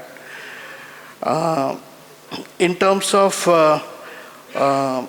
planning, poor rollout planning can also affect installation performance, and that would need to be taken care of. So decent planning, I think IntelliSmart has worked out a very good planning team in terms of deploying very fast smart metering projects. So yeah, they have the best of the experience. Communication issues, for example, network black spots, technology becoming obsolete during the lifetime, for example, 3G, head-end system scalability is a very, very important aspect. and both the number of connection and amount of data has to be, is quite huge, and head-end system scalability, scalability of the head-end system is of prime importance in the whole project. Though MDM, because MDM is a customer interface, and as what MP has done in terms of having a one MDM is a very good step, I feel. But then, yeah, scalability of the HES is required. Overall system performance will be as good as the weakest link. So we need to ensure that all the links or all the OEM partners in the solution are quite strong. And yeah, so that is one of the aspects. And last mile challenge, any system that meets the RDSS requirement in SISTA level should have SLAs above 95-97% is the requirement. And the challenge would be to, like generally with any communication or with anything, achieving 90 to 94% is quite easy, but the last 5-6% is the real tough one, where beyond communication technology, field level challenges would need to be addressed, and that can be addressed only with the help of the utilities. Without that, that cannot be addressed. The utilities that have made large deployment do understand the very high cost of connecting last few percentage, and hence utilities like Bihar, MP and Assam are a clear-cut example. India rollout will happen parallel in various states, requiring enormous peak capacity. Ecosystem has to work together to common goal. Many companies are doing this first time, since there has not been possibility to get experience on industry, since there has not been any large AMI business earlier in India. Some ecosystem companies will be more flexible and reactive to adjust to changing and growing market needs and mitigate issues on the way. And so those have to be identified. And last point is on the sustainability. RDSS has harmonized bidding and enabling fair competition. L1 will win the tender. It is important that price levels are in healthy level in order to companies to survive over 10 years lifetime and support their utility customers. So these are the challenges which we feel are to be addressed in general. And so that's what it is. And thank you so much. I think I have done a justice in terms of timeline. Thank you, Ashish. You didn't say anything about your company. Wirepass is one of Shahai, over to you. And they have deployed their solution in many projects in India already. There are very important takeaways from each of the speakers, which I have captured. I wanted to say that now, but in the interest of time, I hope I will remember till the valedictory session. I'll state some of those points in the valedictory session, which is at 5 o'clock. So about 5 hours, I think I'll remember. So over to the chair for the closing remarks. Today we had a very useful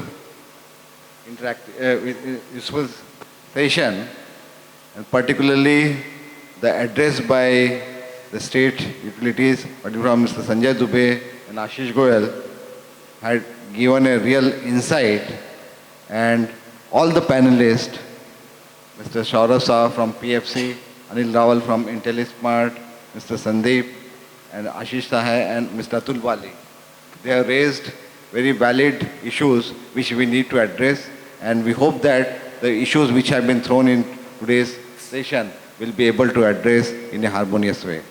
My best wishes to Distribution Utility Meet, and especially to India Smart Grid Forum. Thank you so much. A big round of applause.